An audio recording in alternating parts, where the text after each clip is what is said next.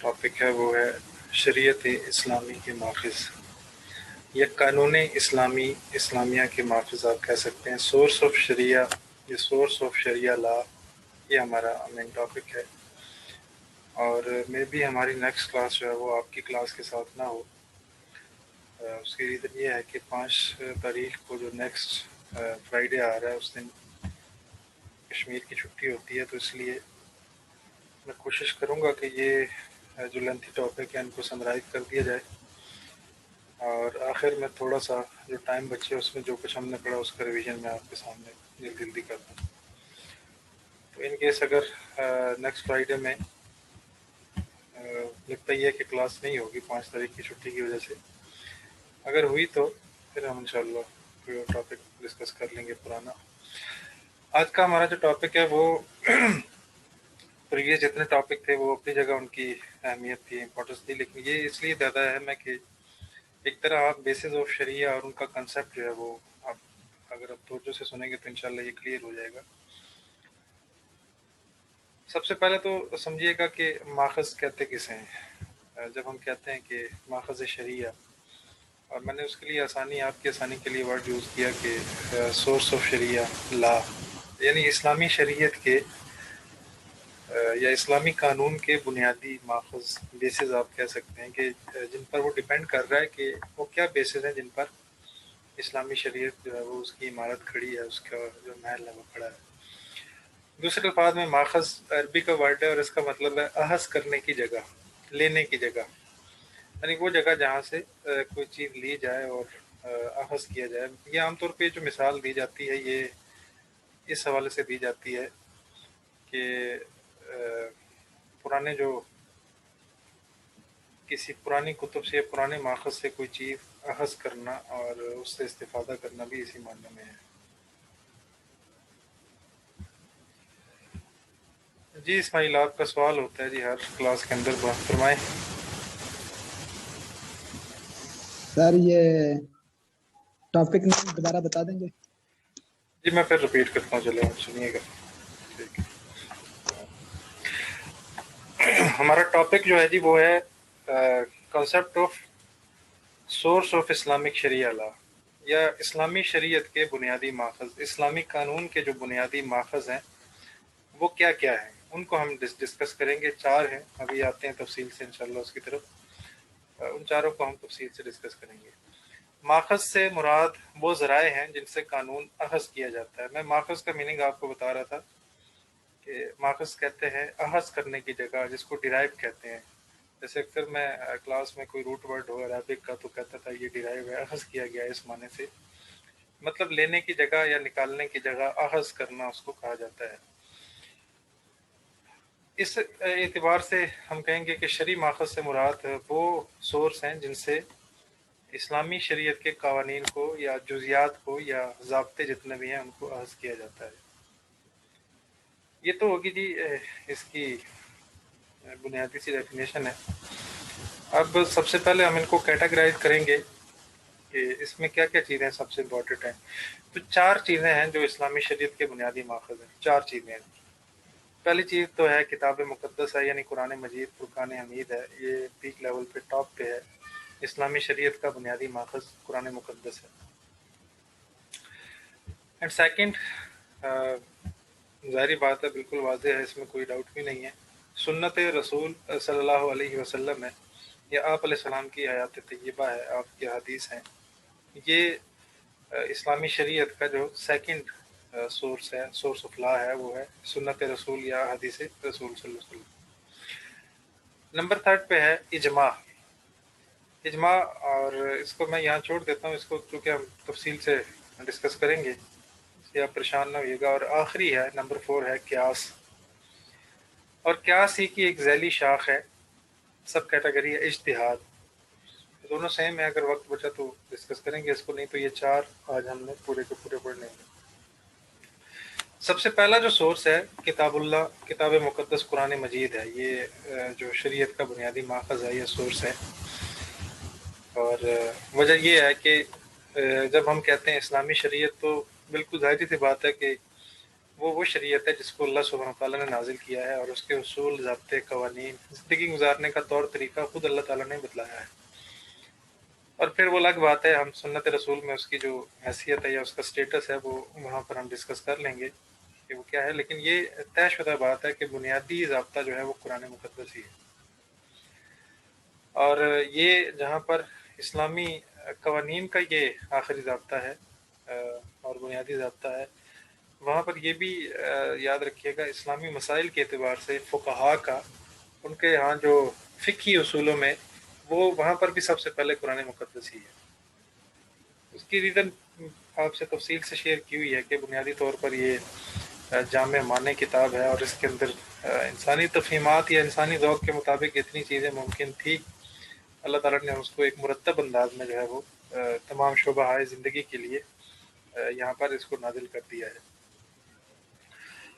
پہلی بات تو یہ ہے کہ کیسے ہمیں پتہ چلا کہ یہ اسلامی قوانین کے یا اسلامی شریعت کا جو ہے وہ ایک بنیادی ماخذ ہے، یہ کیسے پتہ چلے گا؟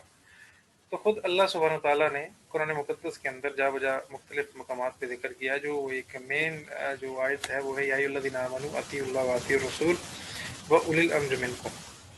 ایک تو یہ آیت ہے کہ اے ایمان والو، اللہ کی اطاعت کرو، اطیعوا اللہ واطیعوا الرسول، اور اس کے رسول کی اطاعت کرو، واولی الامر منکم، اور تیسرا نمبر جو ہے وہ تم میں سے وہ لوگ جو تمہارے حاکم ہیں اور دیندار ہیں، دینی تفہیم کی وہ رکھتے ہیں اور اللہ تعالیٰ کے احکامات کو اچھی طرح جانتے ہیں، جیسا قرون اولیٰ کے دور کے اندر تھا کہ نبی کریم صلی اللہ علیہ وسلم کے زمانے سے قریب تر جو لوگ تھے، جیسے حضرت ابوبکر صدیق، حضرت عمر ہیں، شیر خدا علی المرتضیٰ ہیں، وہ حاکم بھی تھے اور ان کے ساتھ ساتھ وقت کے امام بھی تھے، دونوں چیزیں ان کو بیک وقت حاصل تھی۔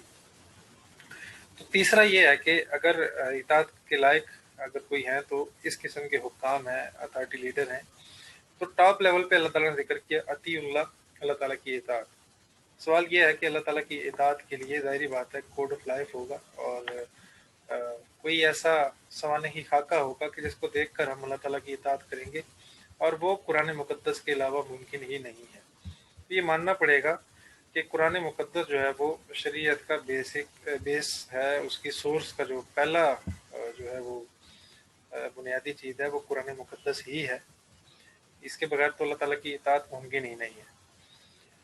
دوسرے نمبر پہ اطیع الرسول ہے، اور وہ اپنے موقع پہ آئے گی، اور تیسرے نمبر پہ اولی الامر ہے، یعنی کہ وہ حکام جو دیندار ہوں اور دین کو سمجھتے ہوں، یا عام طور پہ فقہا یا اسکالر پہ بھی اس کا اطلاق ہوتا ہے کہ ان کی رائے کو بھی لیا جائے گا۔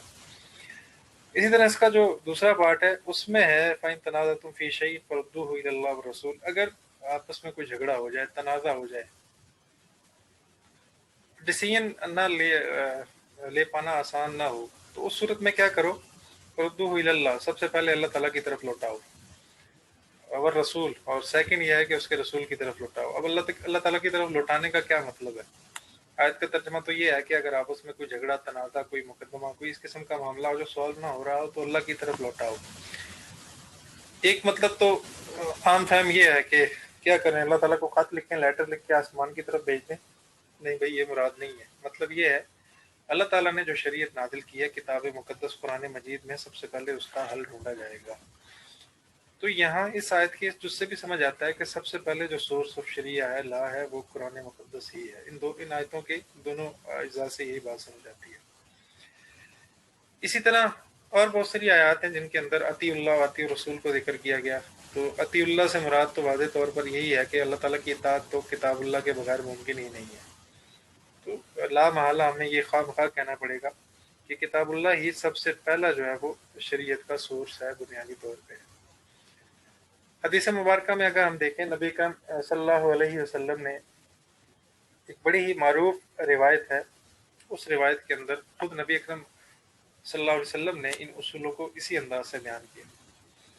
آپ نے ایک موقع پر حضرت معاذ ابن جبل رضی اللہ تعالیٰ عنہ کو یمن کا قاضی بنا کر جب آپ بھیجنے لگے، تو حضرت معاذ رضی اللہ تعالیٰ عنہ کو جہاں اور بہت ساری نصیحتیں کی، اور ان کو یہ فرمایا کہ بشر ولا تنفر، یسر ولا تعسر، اے معاذ وہاں جا کر آسانیاں پیدا کرنا، لوگوں کو مشکلات میں مبتلا مت کرنا، اور اے معاذ وہاں جا کر خوشخبریاں پھیلانا، نفرتیں نہ پھیلانا، منافرت نہ پھیلانا۔ जाते जाते बात एक नोट कर लीजिए कि याद भी रखिएगा। देखिए नबी करीम सल्लल्लाहु अलैहि वसल्लम अपने सहाबी को एक जगह का काजी बना के भेज रहे हैं, यानी वहाँ पर जाकर उन्होंने स्टेट के जो मुकदमात हैं और कोर्ट को उन्होंने संभालना था। तो नसीहत में जहाँ और बहुत सारी नसीहतें की हैं, वहाँ ये भी की है कि खुशखबरियाँ फैलाना, मुनाफरत ना फैलाना।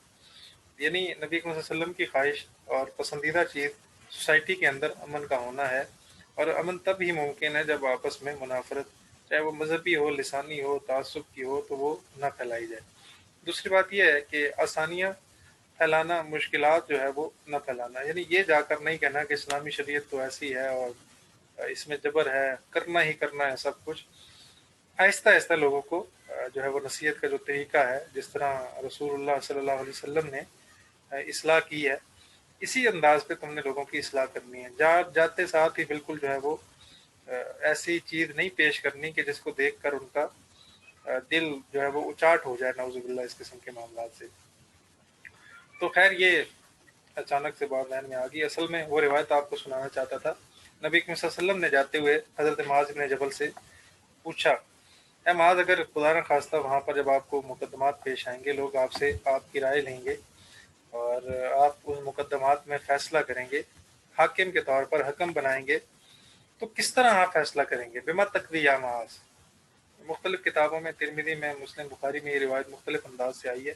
अल्फाज सेम ही है तकरीबन, सॉरी मीनिंग जो है वो सेम ही है कि आप फैसला क्या करेंगे, किस तरतीब से करेंगे। तो हज़रत मुआज़ रज़ी अल्लाह ताला अन्हु ने इरशाद फरमाया कि मैं सबसे पहले किताबुल्लाह से उस फैसले को तलाश करूँगा। यानी अगर मुझे कोई इशू पेश आया, मैं सबसे पहले उस इशू को किताब मुक़द्दस में ढूंढूंगा। अगर मुझे वहाँ से वो हल मिल गया तो ठीक है। नबी करीम सल्लल्लाहु अलैहि वसल्लम ने फरमाया, फ़इन लम तजिद, अगर तुझे किताबुल्लाह के अंदर वो मसला ना मिले तो फिर क्या करेगा? तो फिर फरमाया, फ़बि सुन्नत रसूलिल्लाह, तो फिर मैं नबी करीम सल्लल्लाहु अलैहि वसल्लम की सुन्नत, 9 साल या रसूलल्लाह मैंने आपके साथ गुजारे हैं, सफ़र हज़र आपका देखा है, आपका उठना बैठना, आपकी अहकाम, आपकी शरीयत, आपकी इत्तिबा में गुजारे हैं 9 साल। तो जो कुछ मैंने सीखा है आपकी सुन्नत से, तो फिर मैं उसकी तशरीह के तौर पर सुन्नत से इस्तिफ़ादा करते हुए कोई डिसीजन लूँगा। देन नबी के ने फरमाया कि फ़इन लम तजिद, वही वाला पहला जो क्वेश्चन था आपने रिपीट किया कि अगर सुन्नत रसूल में भी तुझे वो चीज़ ना मिले, जो मुकदमा, जो फैसला तू करना चाहे, तो फिर कैसे करेगा? तो हज़रत मुआज़ रज़ी अल्लाह अन्हु ने फरमाया, या रसूल अल्लाह, फिर मैं इज्तिहाद करूँगा, इज्तहिद बिराई, मैं अपनी राय से देखूँगा कि शरीयत के मिजाज के करीब कौन सी चीज़ है, और फिर मैं उसमें गौर व फ़िक्र करूँगा, और गौर व फ़िक्र करने के बाद मैं अपनी राय से डिसीजन लूँगा, और वो डिसीजन लूँगा जो कि शरीयत के ज़्यादातर करीब है, तो अपनी राय से। तो फिर नबी करीम सल्लल्लाहु अलैहि वसल्लम ने खुश हुए और उनके सीने पर हाथ मारा, जैसे खुशी से अरब का एक रिवाज था, और फिर फरमाया कि अल्लाह ताला के लिए तमाम तारीफ़ें, जिसने रसूल के कासिद को, यानी खुद रसूलुल्लाह ने फरमाया, मेरे कासिद को उस चीज़ की तौफीक दी जिससे अल्लाह और उसका रसूल खुश हुआ।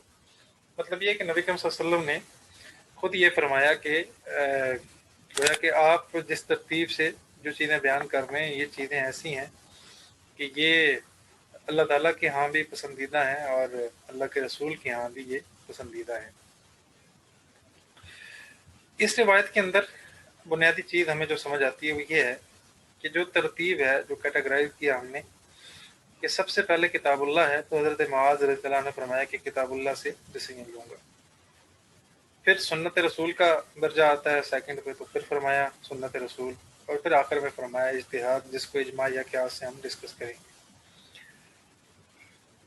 एक और पॉइंट की बात जो समझ में आती है, या सवाल आप बना लें, तो सवाल ये हो सकता है कि अल्लाह ताला कुरान मुक़द्दस के अंदर तो ये इरशाद फरमा रहे हैं कि अल-यौमा अकमलतु लकुम दीनकुम, आज के दिन मैंने तुम्हारे लिए तुम्हारा दीन मुकम्मल कर दिया। रसूलुल्लाह पर यह आयत उतरी सूरह माइदा की, और फिर फरमाया कि तुम पर अपनी नेमत को मुकम्मल कर दिया, दीन को मुकम्मल कर दिया, नेमत यानी वो भी दीन इस्लाम ही की तरफ इशारा है, मुकम्मल कर दिया। जब मुकम्मल हो गया है तो मुकम्मल के अंदर तो नक्स नहीं होता, कमी नहीं होती। इसका मतलब है कि हज़रत मुआज़ को ये कहना चाहिए था कि जब दीन मुकम्मल है तो उसके अंदर मुझे क्यों कोई चीज़ नहीं मिलेगी, कुरान पाक में किस मसले का हल मौजूद नहीं है। تو کیا ان کو جو ہے وہ یہ فیل ہوا کہ واقعی قرآن پاک میں کوئی مسئلہ نہیں ہے؟ تب انہوں نے کہا کہ یا رسول اللہ اگر نہ ملا تو پھر میں سنت، اور اگر سنت میں بھی نہ ملا تو پھر میں اجتہاد کروں گا، اپنی رائے سے کوئی ڈیسیژن نہیں۔ اصل میں یہاں پہ ہمیں رسول اللہ کے الفاظ پر غور کرنا ہے۔ وہ الفاظ کیا ہیں؟ فَإِن لَمْ تَجِدْ، اے معاذ اگر تجھے جو ہے وہ کتاب اللہ سے وہ مسئلہ نہیں ملتا، وہ پرابلم سالو نہیں ہوتا۔ یہاں پر یہ نہیں ہے کہ کتاب اللہ کے اندر وہ مسئلہ ہوگا ہی نہیں۔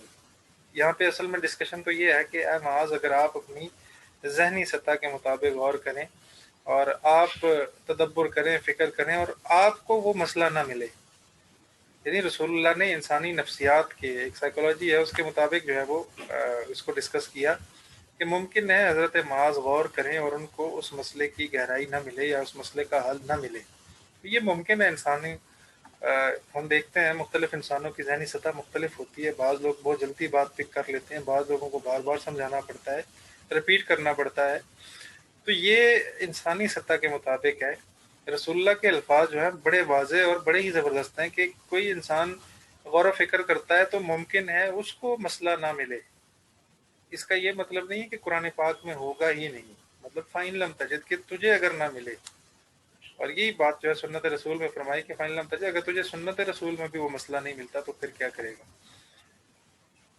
ایک تو یہ چیز یہاں پہ کلیئر کرنی ہے کہ قرآن و سنت میں مسائل کا حل موجود ہے۔ ممکن ہے میری آپ کی عقل یا کسی اور انسان کی عقل اس جگہ تک نہیں پہنچ پاتی، جس طرح ہمارے ہاں عام طور پہ اگر ہم اپنے گھر میں خاندان میں دیکھیں، بعض لوگ انتہائی ذہین ہوتے ہیں، بہت جلدی پک کرتے ہیں، بعض لوگوں کو ایک مدت لگتی ہے ریپیٹ کرتے ہوئے بتانے میں۔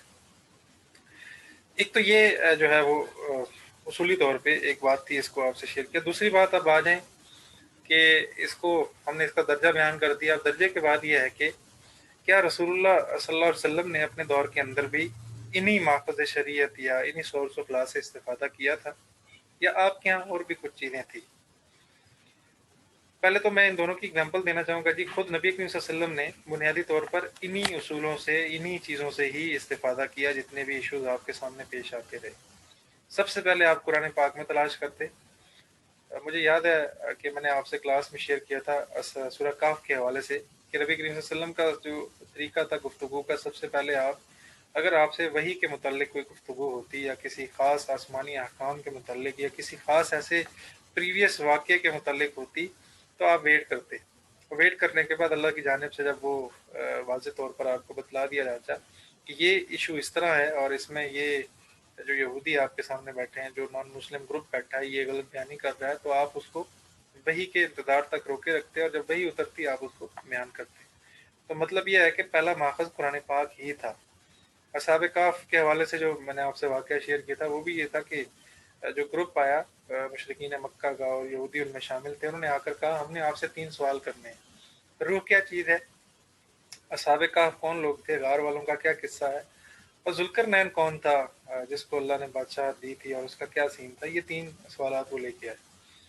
لیکن نبی کریم صلی اللہ علیہ وسلم نے جو ہے وہ ان کا اللہ تعالیٰ سے جو تعلق تھا اس بنا پر فرمایا کہ میں آپ کو کل بتاؤں گا، اور اس کل کے ساتھ اللہ کے محبوب جو ہے وہ انشاءاللہ لگانا رہ گئے، اور نتیجہ یہ ہوا 15 روز تک وہی منقطع ہوگی، اللہ تعالیٰ نے وہی نہیں بھیجی بطور تنبیہ کے، وارننگ کے۔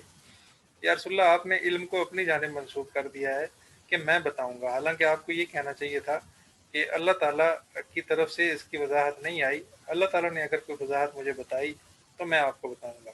دوسری بات یہ ہے کہ انشاءاللہ کہنا ضروری تھا۔ سورہ کہف کے اندر خود یہ آیت اللہ تعالیٰ نے وَلَا تَقُولَنَّ، آپ نے یہ کیوں نہیں کہا کہ انشاءاللہ میں آپ کو کل بتاؤں گا؟ تو خیر یہ برسر آمدن اچانک بات ذہن میں آ گئی۔ تو نبی کریم صلی اللہ علیہ وسلم کو 15 روز کے بعد پھر یہ پوری سورہ کہف نازل ہوئی، اس کے اندر ان تینوں چیزوں کو ڈسکس کیا اور آنسر آ گیا۔ تو پہلا سور کہ آپ قرآن پاک کے اترنے کا وحی کا انتظار کرتے، کیونکہ یہ بنیادی سورس آف لا تھا۔ واقعہ افک جو ہے وہ اس کی بہترین اگزامپل ہے کہ قرآن پاک میں اس کو ڈسکس کیا سورہ نور میں اور باقی مختلف جگہوں پر۔ حضرت عائشہ رضی اللہ عنہ جو ام المومنین ہے اور نبی صلی اللہ علیہ وسلم کی جو ہے وہ بڑی پسندیدہ بیوی تھی، ان پر جو تہمت لگی منافقین نے اور دیگر لوگوں نے لگائی ہار گم ہونے کے واقعے کے اندر، تو نبی اکرم صلی اللہ علیہ وسلم نے انتظار کیا۔ بعض روایات میں 30 دن، بعد میں 40 دن تک آپ نے انتظار کیا، کوئی ڈیسیجن نہیں لیا۔ اتنے میں اللہ تعالیٰ نے وہ آیت اتاری کہ یہ لوگ انہوں نے آپ پر تہمت لگائی ہے اور یہ شر کو ڈھونڈتے ہیں، اللہ تعالیٰ نے اس واقعے کے اندر بھی آپ کے لیے خیر پیدا کر دی ہے۔ خیر کیا پیدا کر دی کہ اس واقعے کی مناسبت سے اللہ تعالیٰ نے امت مسلمہ کو تیمم کا جو ہے وہ حکم دے دیا کہ اگر پانی کہیں پر دستیاب نہ ہو تو مٹی پر جو ہے وہ 2 ضربیں لگا کر اور نیت کر کے آپ وضو کے قائم مقام ایک الٹرنیٹ جو ہے وہ اس امت کو تحفے کے طور پر پرووائڈ کر دیا۔ تو اللہ تعالیٰ نے فرمایا کہ انہوں نے تہمت لگائی ہے، یہ آپ سے شر کو ڈھونڈ رہے تھے آپ کے حوالے سے، لیکن اللہ تعالیٰ نے اس میں بھی خیر کو پیدا کر دیا۔ تو دیکھیں، خود رسول اللہ نے کوئی ڈیسیژن نہیں لیا تب تک کہ وہی نازل نہیں ہوئی۔ اس کا مطلب یہ ہے کہ پہلا اور بنیادی سورس تھا قرآن مقدس ہی تھا۔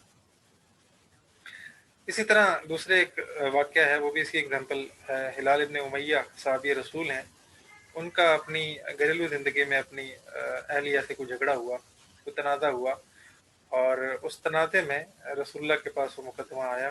وہ تھوڑا سا جو ہے وہ پیچیدہ تھا۔ نبی کریم صلی اللہ علیہ وسلم نے ایک ڈیسیجن لیا اور ان کو اس پہ تھوڑا سا تحفظات تھے، اور جب تحفظات تھے تو اللہ تعالیٰ سے رو کے گڑ گڑا کے دعا کی، تو چند دن بعد دوسری آیات اتری جن کے اندر جو ہے وہ جو لوگ تہمت لگاتے ہیں خواتین پہ، ان کے حوالے سے پوری کی پوری وہ آیت نازل ہوئی۔ تو یہاں پر بھی نبی کریم صلی اللہ علیہ وسلم نے ویٹ کیا، ویٹ کرنے کے بعد جو ہے وہ امت کے مسائل جو پیش آتے رہے ان کے مطابق قرآن اترتا رہا اور وہ قوانین بنتے چلے گئے۔ یعنی بنیادی طور پہ یہ اصول ہمیں یہاں سے سمجھ آتا ہے کہ جو ایشو ہوتا سوسائٹی کے اندر، معاشرے کے اندر پیدا ہوتا، اللہ تعالیٰ اس کے مطابق جو ہے وہ اس کو اتارتے، نازل کرتے، اور نبی کریم صلی اللہ علیہ وسلم پھر امپلیمنٹیشن اس کی کرتے تھے۔ یہ تو پہلا بنیادی صورت ہے کہ کتاب اللہ سے ہی استفادہ رہا۔ اسی طرح دورے ابو بکر صدیق رضی اللہ تعالیٰ عنہ کے حوالے سے تاریخی طور پر یہ بات ثابت ہے اور لکھی ہے کہ جب بھی کوئی واقعہ پیش آتا ان کے دور میں تو وہ سب سے پہلے کتاب اللہ میں اس کو تلاش کرتے ڈھونڈتے، یعنی قرآن مقدس کے اندر، کیونکہ یہ بیسک سورس آف لا تھا۔ اگر اس میں کوئی حکم نہ پاتے یا ان کو نہ مل پاتا تو پھر سنت رسول صلی اللہ علیہ وسلم سے اس کو دیکھتے اور ڈیسیجن لیتے، اور اگر سنت رسول میں بھی وہ چیز نہ ملتی تو پھر جو آخری 2 ٹرم ہے کہ اجماع اور قیاس ہے اس میں وہ جا کر ڈسکس کرتے، کیونکہ یہ چاروں دلائل جو ہیں اور ماخذ ہیں شریعت کے، لہٰذا وہ انہی کے اندر ساری کی ساری چیزیں جو ہیں وہ ڈھونڈا کرتے۔ ایک تو یہ چیز طے ہے جی۔ اچھا، اس کے بعد ہم نے ایک اور چیز یہاں ڈسکس کرنی ہے، وہ یہ ہے کہ کیا رسول اللہ کے دور کے اندر ان کے علاوہ بھی کوئی اور شریعت کے ماخذ تھے جن سے نبی کریم صلی اللہ علیہ وسلم استفادہ کیا کرتے تھے، اور یا ان کو بھی نبی کریم صلی اللہ علیہ وسلم نے دلائل کا درجہ دیا ہے؟ تو اس میں ہمیں جہاں پر یہ چیزیں ملتی ہیں، کتاب اللہ ہے، سنت ہے، اجماع ہے، قیاس ہے، وہاں پر کچھ اور چیزیں بھی ہمیں ملتی ہیں، وہ یہاں ڈسکس کرنا ضروری ہے، اور پھر ہم آخری جو ہے وہ کتاب اللہ کے ماخذ ہونے کے ناطے جو 7 اصول ہیں شریعت کے وہ ڈسکس کریں گے۔ پہلی بات تو یہ ہے کہ نبی کریم صلی اللہ علیہ وسلم کے دور کے اندر عرف کو بھی، جس کو کسٹم کہا جاتا ہے، عرف کو بھی شرعی حیثیت حاصل تھی، یعنی آپ نے عرف کے رواجات کا یا رسوم کا بھی اعتبار کیا۔ اس پہ 2 ایگزامپل دیں گے جی۔ ایک ایگزامپل تو خود رسول اللہ کی پریکٹیکلی ہے، اور ایک جو ہے وہ بعد کے دور کی ہے کہ سم ٹائم ایسا ہوتا ہے کسی علاقے میں کوئی عرف یا رواج جو ہے وہ رائج ہوتا ہے، اور وہ اس کو اس طریقے پر اپنی زندگی گزارنے کو بہتر سمجھتے ہیں، یا کوئی خاص سینیریو ہے، کوئی موقع ہے، اس کے اندر ان کے اپنے رواجات ہیں، اگر وہ شریعت سے ٹکراتے نہ ہوں تو ان کو بھی ایک حیثیت دی گئی ہے، جس اسٹیٹس دیا گیا ہے شریعت کے بعد معاملوں کے اندر۔ مثال کے طور پر یہ ایگزامپل میں چاہوں گا کہ آپ اس کو ہمیشہ یاد رکھیں کہ نبی کریم صلی اللہ علیہ وسلم نے عرف سے کس طرح استفادہ کیا ہے۔ پہلے تو عرف کو سمجھے، عرف کہتے کس کو ہیں۔ ہم ایک سوسائٹی میں رہتے ہیں، اور سوسائٹی میں چند جو ہیں وہ عقل مند لوگ ایک اصول طے کر لیتے ہیں سوسائٹی کی بھلائی کے لیے۔ مثال کے طور پر یہ کہیں کہ یہ طے ہوتا ہے کہ ہم جس سوسائٹی میں رہتے ہیں اس میں جو ہے وہ چاروں جانب سے 2 سیکورٹی گارڈ جو ہیں وہ یہاں پر لازمی ہوں گے، اور اس کا اصول یہ ہوگا کہ ہر سیکورٹی گارڈ جو ہے وہ دن کے آدھے حصے میں ڈیوٹی دے گا، چلا جائے گا۔ اب یہ اصول ضابطہ بن گیا ہے، ایک قرآن و حدیث میں کہیں نہیں ہے، اجماع قیاس میں نہیں ہے، لیکن چند لوگوں نے طے کر لیا ہے۔ اب اگر کوئی دوسری سوسائٹی والے ہمارے یہاں آتے ہیں اور وہ اس چیز کو دیکھتے ہیں تو وہ جب جا کے اس کو بیان کریں گے تو کہیں گے فلاں سوسائٹی میں ہم گئے تھے، وہاں پر تو انہوں نے یوں ایک نیا ضابطہ بنایا ہوا ہے، اور ان کے ہاں تو یوں گارڈ ڈیوٹی دیتے ہیں، ان کے ہاں تو یوں امن ہے۔ یہ ساری چیزیں عرف کہلاتی ہیں۔ کہ उस सोसाइटी ने जिस चीज़ को रिवाज दे दिया है वो उर्फ बन गया है। नबी करीम सल्लल्लाहु अलैहि वसल्लम ने इसका एतबार किस तरह किया कि एक मौके पर आपकी जो आखिरी ज़िंदगी के अयाम थे, मुसलमा कज़्ज़ाब जिसने रसूलुल्लाह के दौर में नबूवत का दावा किया और उसने ये कहा कि मैं भी नबी हूँ, अपने दो नुमाइंदे जो हैं वो 2 या 3 नुमाइंदे भेजे नबी करीम सल्लल्लाहु अलैहि वसल्लम के पास। अब वो 2 ऑफरें लेकर आए। आप अलैहिस्सलाम चूँकि रहमतुल लिल आलमीन थे, आपने मेहमान की तवाज़ो की, बिठाया और पूछा कैसे आना हुआ। तो जब वो बोले, वो कहने लगे जी हमें तो मुसलमा कज़्ज़ाब ने भेजा है और हम आपसे इसलिए मिलने आए हैं कि उसने 2 पैगाम भेजे हैं, 2 ऑफ़र्स हैं आपके लिए। पहली ऑफ़र तो ये है कि उसका कहना ये है कि जब तक आप ज़िंदा हैं, हयात हैं, आप एक मुआहिदा लिख दें कि आधी नबूवत मुझ मोहम्मद सल्लल्लाहु अलैहि वसल्लम के पास है नऊज़ुबिल्लाह, और आधी नबूवत जो है वो नऊज़ुबिल्लाह मिन ज़ालिक वो मैं मुसलमा कज़्ज़ाब को दे रहा हूँ। रीज़न ये है जी, नबूवत आधी तो होती नहीं है और नबूवत जो है वो ऐसी है भी नहीं है कि ये सीख कर कहीं से ली जाए। ये तो अल्लाह ताला अपने गिने चुने चुनीदा बंदों को देता है। और फिर नबी अकरम सल्लल्लाहु अलैहि वसल्लम का चुनना तो वो बड़ी ही जो है वो अरब के तमाम कबाइल में से जो है आपको चुनकर नबूवत दी गई। तो ये कोई ओहदा तो था नहीं, लेकिन बहरहाल कहने लगे जी कि उसकी राय ये है, आप ये लिख दें कि आधी नबूवत मेरे पास है और आधी नबूवत जो है मैं मुसलमा कज़्ज़ाब को दे रहा हूँ। ये भी अल्लाह की तरफ से नबी बन गया है। दूसरी ऑफर ये है कि या रसूलल्लाह आप ये लिख दें कि जब तक मैं जिंदा हूँ तब तक तो मैं ही नबी हूँ, लेकिन जब मैं दुनिया से चला गया तो मेरे बाद जो नबी है वो ये मुसलमा कज़्ज़ाब होगा। तो नबी करीम सल्लल्लाहु अलैहि वसल्लम ने तहम्मुल से उनकी गुफ्तगू सुनी और फिर फरमाया, एक जुमला फरमाया कि जिसके अंदर उर्फ को डिस्कस किया। जुमला क्या था कि अगर उर्फ में कासिदों को कत्ल करना जायज़ ना होता, बुरा ना समझा जाता, ये उर्फ में मुआशरे में ये रिवाज है कि बड़े बड़े बादशाहों के पास जो लोग कासिद जो पैगाम लेकर जाते हैं उनको कत्ल नहीं किया जाता। उनको कत्ल करना, उनको ज़ख्मी करना, उनको अजियत देना बड़ा बुरा समझा जाता है। रीज़न क्या है कि वो पैगाम पहुंचाने वाले हैं, असल बंदा तो वहाँ मौजूद नहीं है, तो उनको बड़े एजाज़ से रुखसत किया जाता है। तो नबी करीम सल्लल्लाहु अलैहि वसल्लम ने फरमाया कि अगर कासिदों को या पैगाम लाने वालों को कत्ल करना उर्फ में बुरा न समझा जाता तो मैं तुम्हें कत्ल कर देता। यानी नबी करीम सल्लल्लाहु अलैहि वसल्लम ने उर्फ के उस स्टेटस को फॉलो किया।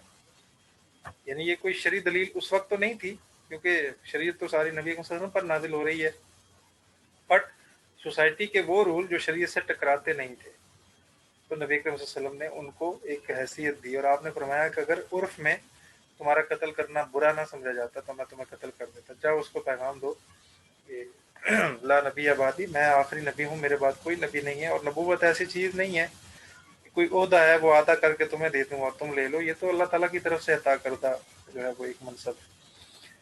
इसकी दूसरी एग्जाम्पल जो है वो कूफा के अंदर इमाम अबू हनीफा रहमतुल्लाह अलैह, जो बहुत बड़े फ़कीह थे, स्कॉलर थे, उनके यहाँ ये शर्त थी कि अगर कूफा के अंदर बगदाद के मज़ाफ़ात में दाएं बाएं अगर कोई घर बिकता है तो उस घर को बाहर से देखना काफ़ी है। यानी आपने अगर कोई घर देखना है, उसको ख़रीदना चाहते हैं, तो आप उसका जो मेन दरवाज़ा देख लें और बाहर से स्ट्रक्चर आप गली के अंदर खड़े होकर देख लें तो ये काफ़ी है। ऐसा नहीं है कि आप घर के अंदर जाएंगे और उसको चेक करेंगे और फिर उसको खरीदेंगे, ये जो है वो ये ज़रूरी नहीं है। यानी कि बस घर बाहर से देख लिया, दरवाज़ा देख लिया, अंदाज़ा कर लिया और घर फरोख्त हो गया। थोड़ा सा गुजरा, इमाम अबू हनीफा रहमतुल्लाह अलैह का इंतकाल हो गया। आपके शागिर्द इमाम यूसुफ, काजी अबू यूसुफ जिन्हें कहा है, वो चीफ जस्टिस बने पूरी रियासत के। इन्होंने फतवा दिया कि कूफा के अंदर अब अगर कोई घर बेचा गया तो उसको जैसे बाहर से देखना ज़रूरी है, इसी तरह दरवाज़ा खोल के अंदर से भी एक एक कमरे को देखना, टेरेस को देखना, छत को देखना, ये सारा ज़रूरी है। कुछ लोग चले गए उनके पास, कहा कि आपने तो अपने ही उस्ताद की मुखालफत कर दी है। वो कैसे? कहा कि उनकी राय तो ये थी कि घर को जो है वो बाहर से देखना काफ़ी है, आप कैसे कह रहे हैं कि घर को अंदर से देखना भी ज़रूरी है? तो इमाम यूसुफ रहमतुल्लाह ने फरमाया कि मैंने अपने उस्ताद की मुखालफत नहीं की, बल्कि मैं ये समझाना चाहता हूँ अब उर्फ तब्दील हो गया है। हमारे उस्ताद यानी इमाम अबू हनीफा के दौर के अंदर घर को बाहर से देखना इसलिए ज़रूरी था कि वो दयानत का दौर था और गुर्बत थी, लोगों के पास इतने पैसे नहीं होते थे। एक गली में अगर 10 घर हैं तो वो एक जैसे ही बने होते हैं। मिसाल के तौर पे 2 कमरे हैं, छत है, और ये सारे 10 के 10 एक जैसे ही हैं। अब उसमें से 8 नंबर वाले को ले लें, 3 नंबर वाले को ले लें, 1 वाले को ले लें, सेम एक जैसे हैं, उसमें कोई हर्ज नहीं है। और अब जो दौर है, अब सल्तनत फैल चुकी है, लोगों के पास पैसा आ गया और हर बंदे ने अपनी पसंद का घर बनाया है। किसी ने घर के अंदर हौज बनाया है, किसी ने छोटा सा तालाब बनाया है, किसी ने एक बगीचा लगाया है। यानी अब तो घरों की हैयत, शक्ल, पूरी शेप ही चेंज हो गई है। इसलिए घर को अंदर से देखना ज़रूरी है, क्योंकि अब उर्फ चेंज हो गया है। तो समटाइम ऐसा होता है कि उर्फ की तब्दीली की वजह से कुछ अहकाम तब्दील हो जाते हैं। तो रसूलुल्लाह सल्लल्लाहु अलैहि वसल्लम ने इस उर्फ का भी एतबार किया है। अच्छा, ये तो उस दौर की जो माखज़ शरीयत थे, दौर नबवी के, नबी करीम सल्लल्लाहु अलैहि वसल्लम के दौर के अंदर उनको हमने उसमें एक चीज़ का इजाफा किया, उर्फ का। अच्छा, आखिरी बात जो है जी किताबुल्लाह के हवाले से, वो थोड़ा सा समझिएगा। वो ये है कि कुरान करीम ने, जब हम इसको कहते हैं ये माखज़ शरीयत है, यानी बेसिक सोर्स ऑफ लॉ है, तो क्या कोई ख़ास किस्म की चीज़ें जो हैं वो इसके साथ हैं, या कंडीशन हैं जिनकी बेस पर हम इसको माखज़ शरीयत कहते हैं, या क्या क्या जो है वो इसके अंदर अल्लाह ताला ने चीज़ें रखी हैं जिसकी बुनियाद पर इसको माखज़ शरीयत कहा गया है। एक तो ये बात याद रख लीजिए उसूली तौर पर कि इसको जब माखज़ शरीयत कहा है तो बहुत सारी वजूहात हैं, कोई एक नहीं। ये जो 7-8 मैं आपको भी बताने लगा हूँ, ये तो इनका एक खुलासा है, समराइज़ किया हुआ है।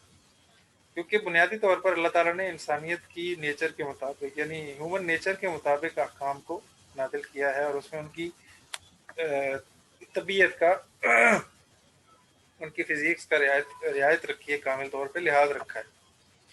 तो पहला उसूल उसमें से जो बुनियादी तौर पर शरई माक़िज़ से, कुरान पाक से हमें समझ आता है कि अल्लाह ताला ने जितने अहकाम दिए हैं उसमें इस बात की कोशिश की गई है कि कोई ऐसा हुक्म ना हो जो नाकाबिल बर्दाश्त हो और उसमें बहुत ज़्यादा मुशक्क़त हो।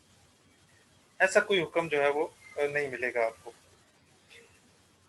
इसकी जो दलील है वो सूरह बकरा की आयत है, ला युकल्लिफुल्लाहु नफ्सन इल्ला वुसअहा, कि अल्लाह ताला ने किसी इंसान पर इतना बोझ नहीं डाला कि जिसको वो उठा ना सके, यानी उसकी कैपेसिटी से ज़्यादा उस पर बर्डन नहीं डाला गया। ये बुनियादी उसूल है। तो शरई हुक्म के अंदर भी बसा औक़ात इंसान को ये फ़ील होता है कि ये मेरे ऊपर ज़्यादती है, जबर है, हालांकि होता नहीं है। जो वो बर्दाश्त कर सकता है मिन जानिबिल्लाह, अल्लाह ताला की जानिब से, उतना ही बोझ उसके ऊपर डाला गया, उससे ज़्यादा नहीं है।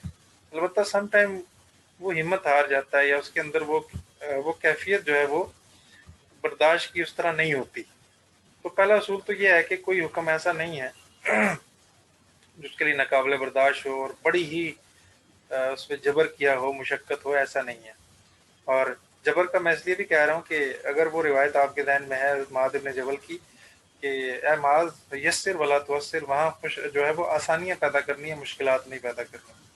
ये शरीयत के जो उसूल हैं उनको अच्छे तरीके से बयान करना है। दूसरा जो उसूल हमें समझ आता है जी वो ये है कि लोगों की रग़बत और लोगों के मिजाज के मुताबिक बाज़ ऐसे अहकाम भी हमें इस माख़ज़ शरीयत से मिलते हैं जो मबा हद तक जायज़ और खुशी मनाने की इजाज़त देते हैं। मसलन ईद के दिन है, ईद उल फ़ितर है, ईद उल अज़हा है, तो इतना जबर नहीं है कि बिल्कुल कैद कर दिया जाए, बल्कि एक लिमिट है, एक हद है। उसमें बिल्कुल शरीयत के उसूलों के तहत आप खुशी भी मनाएं, वो जायज़ है, उसकी इजाज़त भी दी गई है। इसी तरह ताअत की अदायगी, यानी नेकियां जितनी भी हैं उनमें इंसान की तबीयत को देखा गया है, और उसके उसके लिए वो सोर्स जो इनमें आसान हो सकते हैं उनकी भी मुकम्मल इजाज़त दी गई है। यानी तभी तौर पर जिन चीज़ों से इंसान को जो रग़बत है वो नेकियों के तौर पर आसान कर दिए गए। यानी आप रास्ते में चल रहे हैं, बात कर रहे हैं, या आपकी तबीयत कर रही है, तो रास्ते में अगर कोई ऐसी चीज़ पड़ी है, तकलीफ दे है, तो आपने उसको हटा दिया, तो ये सदका है। और एक रिवायत में मैंने ये भी पढ़ा कि उसी मौके पे अल्लाह ताला सगीरा गुनाह जो इंसान से सरजद होते हैं ज़ुबान से, या खुदा न खास्ता कोई और दिन में सरजद हुए, अगर रास्ते से जाते जाते वो चीज़ जो तकलीफ दे सकती है किसी को, वो हटा दी, तो वो सगीरा गुनाह उसी मौके पर अल्लाह ताला माफ़ फरमा देते हैं। ये देखें, अब जाना है, ये तबीयत के मुताबिक है, चलना है, ये भी तबीयत के मुताबिक है, लेकिन उसी तबीयत के मुताबिक जाते जाते एक नेकी होगी। तो ये भी, इसको भी जो है वो मलहूज़ खातिर रखा गया, देखा गया। इसी तरह हक़ व इस्तिक़ामत पर कायम रहने के लिए, इंसान के सीखने सिखाने के लिए अमर बिल मारूफ़ और नही अनिल मुनकर का एक सिस्टम जो है वो तय किया गया है। जैसा कि ज़कात अरकान इस्लाम में जब हमने पढ़ा था, तो मैंने बताया था कि एक आयत है जिसमें अल्लाह ताला बताते हैं कि अगर हम ईमान वालों को, हक़ वालों को एक इक़्तिदार देंगे, तो वो क्या करेंगे? निज़ाम सलात है, निज़ाम ज़कात है, और अमर बिल मारूफ़ नेकी करने को का हुक्म देंगे और बुराई से रोकने के लिए मुहर्रिकात यानी वो चीज़ें पैदा करेंगे जिनसे कोशिश ये की जाएगी कि बुराई में कोई भी मुलव्वस ना हो। इसी तरह बाज़ अहकाम की अदायगी में रुखसत और अजीमत के 2 दर्जे मुकर्रर किए गए हैं। ये थोड़ी सी समझने वाली बात है। चॉइस दी गई है। अजीमत और रुखसत का मतलब पहले समझिएगा। अजीमत ये है कि रमज़ान का महीना है और आपने सफ़र पे जाना है।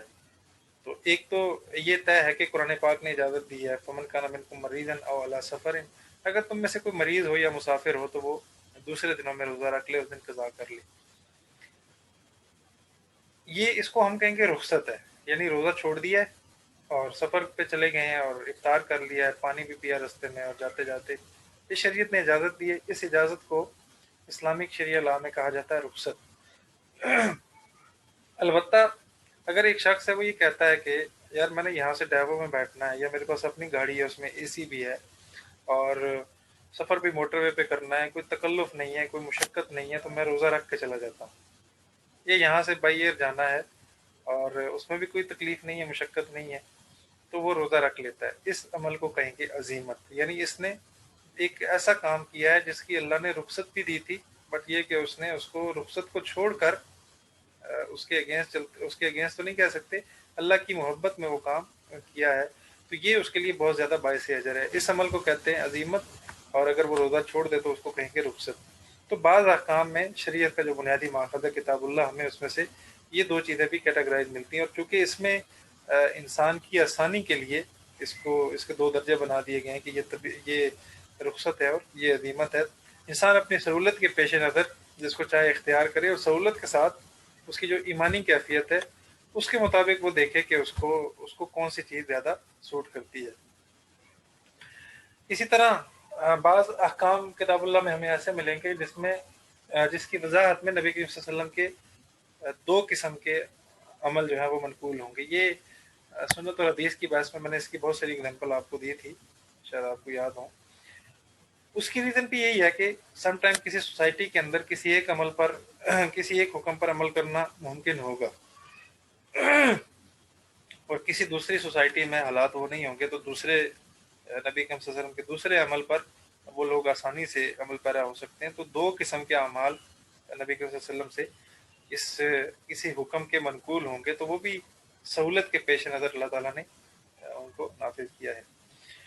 इस तरह बाद बुराइयों में मादी नफ़े से महरूम करने का हुक्म दिया गया। मसलन किसी इंसान से उसने किसी का माल छीना, तो अगर वो चोरी साबित हुई, तो अगर तो उस निसाब तक पहुंचती है जो चोरी का है तो उसका हाथ कटेगा। अगर नहीं पहुंचती तो अगर वो रोज़ाना की तंगी की बुनियाद पर है तो काजी कोई ऐसा फैसला लेगा कि उसको बदले में कोई ज़मानतन पैसे दिए जाएं जिससे वो अपने पैसे से महरूम हो, उसे एहसास हो जुर्माने के तौर पर कि किसी का हक जो है वो छीनना कितना गुनाह है।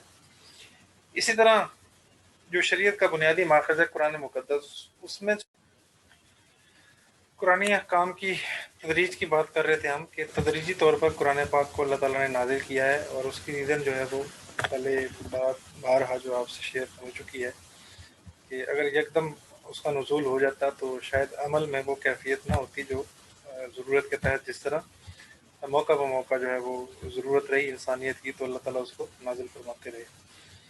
तो ये भी एक इसके बुनियादी माखज़ में आप समझ लें कि अल्लाह ताला की तरफ से आसानी और लोगों पर अमल के एतबार से आसानी को पैदा करने पर। इसी तरह जो तामीरी इस्लाहात में उसमें एक इत्तिफाक को मलूज़ खातिर रखा गया है, इज्तिमा को, कि इज्तिमाई मामलात को बड़ा प्रेफर किया गया है, और नेकी के बहुत सारे कामों की पूरी तफसील बयान की गई है और उस पर अजर बयान किया गया है ताकि लोग जो हैं वो आसानी से इसकी तरफ राग़िब हों। इसी तरह बाज़ जो अहकामात हैं उनमें मसाले जो शरीयत के यानी लॉजिक्स हैं उनको डिस्कस किया है, उनको दिखाया गया, बाज़ लोगों के मिजाज की रियायत की गई है। तो इसलिए बुनियादी तौर पर जो किताबुल्लाह माखज़ है वो इन तमाम चीज़ों का मजमूआ है जो अल्लाह ताला ने इस्लामी शरीयत के बुनियाद में या इस्लामी शरीयत के उसूलों के तौर पर इनको रखा गया है। अलबत्ता जो लास्ट हमारा पॉइंट है कि अहकाम के एतबार से अगर हम कुरान पाक को देखें जो बुनियादी माखज़ है, तो उसमें क्या क्या चीज़ें हमारे सामने आती हैं वो उसको قوانین کے اعتبار سے یا ضوابط کے اعتبار سے 3 قسموں میں ہم تقسیم کریں گے۔ پہلی قسم یہ ہے کہ جو بنیادی ماخذ ہے شریعت کا یا لا کا، اسلامک تھاٹ کا، اس میں سب سے پہلے اعتقادی احکام کو ڈسکس کیا ہے۔ اعتقادی احکام میں وہ چیزیں آ جائیں گی جو توحید سے متعلق ہیں، اور کسی بندے کا کسی دوسرے بندے پر جو شرعی حق بنتا ہے وہ کیا ہے، ملائکہ کا کیا سٹیٹس ہے، فرشتے کیا ہیں، آسمانی کتابیں کیا ہیں، یعنی وہ سارے کے سارے وہ احکام یہاں متعلق ہوں گے جو عقائد سے تعلق رکھتے ہیں۔ ان کو کہتے ہیں احکام اعتقادی، جو بنیادی طور پر پہلا ماخذ ڈسکس کرتا ہے۔ دوسرے جو احکام یہ ڈسکس کرتا ہے وہ ان کے متعلق کہا گیا خلقیہ احکام ہے۔ خلقی مراد یہ ہے ان کا جو تعلق ہے وہ کسی بندے پر اس لیے یہ واجب ہوتے ہیں یا اس لیے ضروری ہوتے ہیں تاکہ وہ اچھے سے اچھے اخلاق سے آراستہ ہو۔ یعنی آپ یوں کہیں کہ وہ نیکیاں یا وہ تصورات ہیں کہ جن پر عمل پیرا ہو کر کوئی بھی انسان جو ہے وہ اپنے اندر وہ چیزیں پیدا کر سکتا ہے جو سوسائٹی میں ایک آئیڈیل انسان کی ہو سکتی ہیں۔ ان سے مراد وہ چیزیں ہیں۔ تیسرے جو ہیں وہ یعنی برے اخلاق سے بچنا ہے، اچھی چیزوں کو آپ نے جو ہے وہ اڈاپٹ کرنا ہے، اور اس پہ جو قرآن پاک کا جو مزاج ہے، یہ شریعت کا مزاج ہے، اس کے مطابق زندگی بسر کرنی ہے۔ یہ دوسرے قسم کے احکام، ان کو کہا جاتا ہے احکام خلقیہ۔ تیسرے جو احکام ہیں جو بنیادی ماخذ یہ ڈسکس کرتا ہے وہ احکام عملیہ ہیں۔ ان میں کیا کیا چیزیں آتی ہیں؟ ان میں وہ چیزیں آتی ہیں جو کسی بندے سے ان کا تعلق ہو، یا تو اقوال سے ہو، افعال سے ہو، یا معاملات سے ہو، تصرفات سے ہو۔ تو ان چیزوں کو قرآن پاک جو ہے وہ ترتیب سے ڈسکس کرتا ہے۔ یعنی اگر کسی بندے نے کسی کو قتل کیا تو یہ عقود ہے، حدود کے تحت آئے گا، اور پھر ان میں جو عملی احکام ہوگا قصاصاً اس کو قتل کیا جائے گا۔ اسی طرح کسی سے کوئی چیز چھینی تو اس کو قاضی کا ذمہ ہے کہ وہ اس کی واپسی کا کوئی تصور کرے اور اس کو لوٹانے کی کوئی ترتیب بنائے، یا اس کا بدل یا جرمانہ جو بھی کوئی ترتیب شریعت نے مقرر کی ہے اس کے مطابق جو ہے وہ۔ یہ جی کتاب اللہ جو ہے وہ پہلا ماخذ تھا، اس کی جو اہم چیزیں ہیں وہ ہم نے آپ کے سامنے ڈسکس کرتی ہیں، اور یہ طے ہے کہ یہ اللہ تعالیٰ کی آخری کتاب ہے، اور اس میں اللہ تعالیٰ نے جو چیزیں انسانیت کے لیے موجود ہو سکتی تھی وہ ساری شیئر کر دی ہیں۔ اور یہ شیئر کرنے کا جو طریقہ ہے وہ یہ ہے کہ اللہ تعالیٰ نے قوانین اور ضابطے بتا دی ہیں، اور ان کی جو ڈیفینیشن ہے وہ سنت پر چھوڑی ہے۔ تو اسی لیے سیکنڈ جو آپشن ہے وہ سنت رسول صلی اللہ علیہ وسلم ہی ہے، یعنی اسلامی قوانین کا جو دوسرا ماخذ ہے وہ سنت رسول ہے۔ سنت کی ڈیفینیشن بھی پہلے ہم پڑھ چکے ہیں، میں ریپیٹ کر لیتا ہوں۔ جی سنت کی ڈیفینیشن ہم نے پڑھا تھا کہ نبی اکرم صلی اللہ علیہ وسلم کا فعل ہے، قول ہے، اور کسی عمل پر آپ کا چپ رہنا ہے جو صحابہ کرام نے آپ کے سامنے پریکٹیکل کیا، تو وہ سنت کہلاتا ہے۔ البتہ سنت کا جو لغوی معنی ہے، لنگوسٹک یا گرامیٹیکل دیکھیں تو وہ طریقے یا جو ہے وہ اصول کو کہتے ہیں۔ طریقہ جس پر چلا جائے یا رستہ جس پر چلا جائے اس کو کہتے ہیں۔ اسی طرح بعض نے ان دونوں کو مکس کر کے ایک تعریف کی کہ حضور صلی اللہ علیہ وسلم کی ذات گرامی سے نسبت رکھنے والا ہر عمل جو ہے وہ سنت کہلاتا ہے۔ یعنی آپ نے تھوڑا کیا، زیادہ کیا کبھی چھوڑا، جس کو ہم نے جب سنت اور حدیث کی بحث پڑھی تھی تو اس میں ہم نے کیا تھا سنت موقدہ اور غیر موقدہ، اور میں نے اس وقت جو تعریف آپ کو پڑھائی تھی اس میں یہ پڑھایا تھا کہ سنت وہ عمل ہے جس پر نبی کریم صلی اللہ علیہ وسلم نے ہمیشہ مواظبت کی، ہمیشگی کی، یا کبھی کبھار اس کو چھوڑ دیا۔ تو یہ تعریف اس حوالے سے ذرا زیادہ سہولت دیتی ہے کہ اس میں یہ دونوں چیزیں اکٹھی آ جاتی ہیں کہ سنت وہ عمل ہے جس پر آپ نے ہمیشہ مواظبت کی، بٹ سم ٹائم ایسا ہوا آپ نے اس کو چھوڑ دیا، تو جس کو چھوڑ دیا وہ سنت غیر موقدہ ہے، یعنی ہمیشہ تاکید سے آپ نے اس کو پریکٹس نہیں کیا، پڑھا نہیں یا عمل نہیں کیا، اور جس پر آپ نے عمل درآمد کیا ہمیشہ، جیسے فجر کی 2 سنتیں ہیں اور ظہر کی نماز سے پہلے 4 سنتیں ہیں، تو اس کو سنت موقدہ کہا جاتا ہے۔ ایک لازم اور جز کا حصہ اس کو درجہ دیا جاتا ہے۔ اچھا، یہاں تک تو یہ بات ہوگی جی سنت کے حوالے سے۔ اب سنت کا سٹیٹس کیا ہے؟ تو میں آپ کا وقت بھی بچاتا ہوں تاکہ ہم آخر میں کچھ اور چیزیں ڈسکس کر لیں۔ تو جو دلیلیں، جو دلائل ہم نے کتاب اللہ کے حوالے سے پڑھے تھے، اگر آپ کو کچھ تھوڑا بہت بھی آپ کے مائنڈ میں ہوئے تو آئی ہوپ آپ کو سمجھ آ جائے گی۔ وہی دلائل ہیں کہ جہاں اللہ تعالیٰ کی یہ کہتے ہیں کہ اے ایمان والو، اللہ کی اطاعت کرو اور اللہ کے رسول کی اطاعت کرو، क्लियरली हमें नो डाउट समझ आ जाता है कि जहाँ अल्लाह ताला ने अतीउल्लाह जिक्र किया तो उससे मुराद किताबुल्लाह है, बेसिक सोर्स ऑफ इस्लामिक शरिया, और जहाँ अतीउल्लाह के बाद अती और रसूल सेकंड सोर्स खुद अल्लाह ताला ने मेंशन कर दिया है कि पहला दर्जा किताबुल्लाह का है और सेकंड सोर्स जो है वो रसूलुल्लाह सल्लल्लाहु अलैहि वसल्लम की ज़ात है, आपकी सुन्नत है। तो ये तो क्लियरली हमें पता चल गया कुरान पाक से। इसी तरह दूसरी आयत कि अगर तुम्हें किसी मामले में तनाज़ा हो जाए, ये झगड़ा हो जाए, ये कोई ऐसा इशू है जो सॉल्व ना हो रहा हो और उसमें कुछ पेचीदगियां हों, आप महसूस करें कि ये इसके अंदर ये चीज़ हल नहीं हो रही, तो फिर क्या करें? सबसे पहले उसको लौटाएंगे अल्लाह की तरफ। लौटाने का मतलब ये है उसका सोल्यूशन जो है वो ढूंढेंगे किताबुल्लाह के अंदर, और अगर वहां पर भी वो नहीं मिलता तो फिर ढूंढेंगे इला रसूल रसूलुल्लाह को। तो इस आयत से भी यही पता चला कि सेकंड सोर्स ऑफ शरिया जो है वो, या second source of Shariah law जो है वो है सुन्नत रसूल सल्लल्लाहु अलैहि वसल्लम। इसी तरह हज़रत मुआज़ इब्न जबल की जो रिवायत है रज़ी अल्लाह ताला अन्हु की, जिसमें हमने तफसील से उसको आपके सामने रखा, उसके अंदर जो चीज़ें थी, जो नुकात थे, वो भी डिस्कस किए। उसके अंदर भी नबी करीम सल्लल्लाहु अलैहि वसल्लम ने पूछा कि अगर किताबुल्लाह में कोई हुक्म तुम्हें ना मिले, क्या तुम वहां पर ना पाओ उसको, तो क्या करोगे? तो हज़रत मुआज़ रज़ियल्लाहु अन्हु ने खुद भी फरमाया कि या रसूलल्लाह, मैं उस वक्त आपकी सुन्नत से इस्तिफादा करूँगा। तो इन तमाम दलाइल से ये बात वाज़े हो जाती है कि सेकंड सोर्स ऑफ शरिया ला वो सुन्नत रसूल सल्लल्लाहु अलैहि वसल्लम है। रीज़न आई होप कि आप में से हर स्टूडेंट जो है वो इस रीज़न को डिफाइन कर सकता है कि अल्लाह की किताब के बाद सुन्नत रसूल सल्लल्लाहु अलैहि वसल्लम अगर इस्लामी कानून का माखज़ है, दूसरा माखज़ है, तो उसकी बुनियादी वजह यही है कि बहुत सारे अहकाम ऐसे हमें मिलेंगे कि जिनको अल्लाह ताला ने उसूलन नाजिल किया है, यानी वो ऐसे कानून या ऐसे लॉ वहाँ पर मेंशन किए गए हैं। और सबसे सिंपल और जो है वो अंडरस्टैंड होने वाली जो एग्जांपल है वो अकीम सलाह है, आतो ज़का है। कि अल्लाह ताला ये कहते हैं कि नमाज कायम करो, कैसे कायम करो, रकतें कितनी होंगी, किस तरह पढ़ेंगे, शराइत क्या हैं, ये सारे का सारा मुजमल मामला था। मुजमल का मतलब जिसकी तफसील न की गई। इजमाल हो, इजमाल कहते हैं एक ऐसी चीज़ जो तफसील का तकाजा करे और उसको तफसील के बगैर समझना मुमकिन ही ना हो।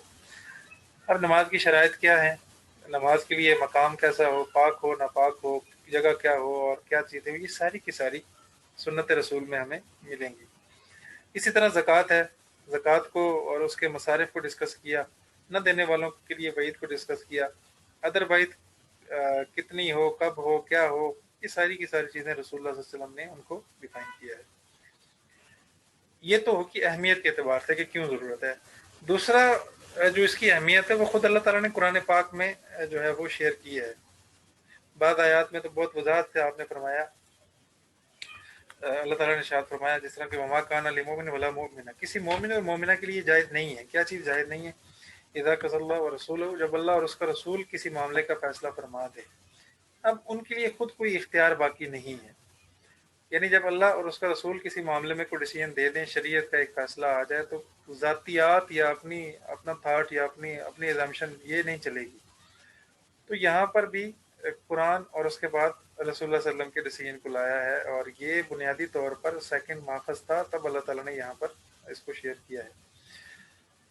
और इसी तरह इसकी हैसियत और स्टेटस को मज़ीद वाज़ेह करते हुए अल्लाह ताला ने फरमाया कि ए नबी, ये लोग उस वक्त तक मोमिन नहीं हो सकते जब तक कि आपस के तमाम इख्तलाफात के अंदर आपको हकम नहीं बना लेते। हकम का मतलब आपको याद होगा जो डिसीजन मेकर या डिसीजन लेने वाला जो शख्स है, जैसे चीफ जस्टिस है, जब तक ये तस्लीम नहीं करते तब तक ये जो है वो कामिल ईमान नहीं पा सकते।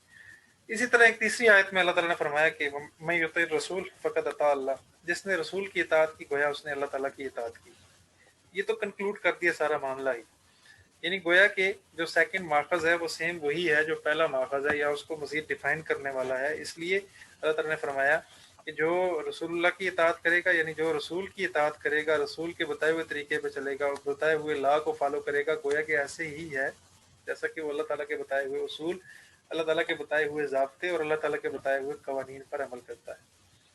या मज़ीद वज़ाहत में आप कहें 28वें पारे की वो जो आयत है, मा आतकुमुर रसूल फ़ख़ुज़ूहु मा नहाकुम अन्हु फ़ंतहू, कि जो तुम्हें रसूल दें वो ले लो और जिससे रसूल मना करें तो रुक जाओ।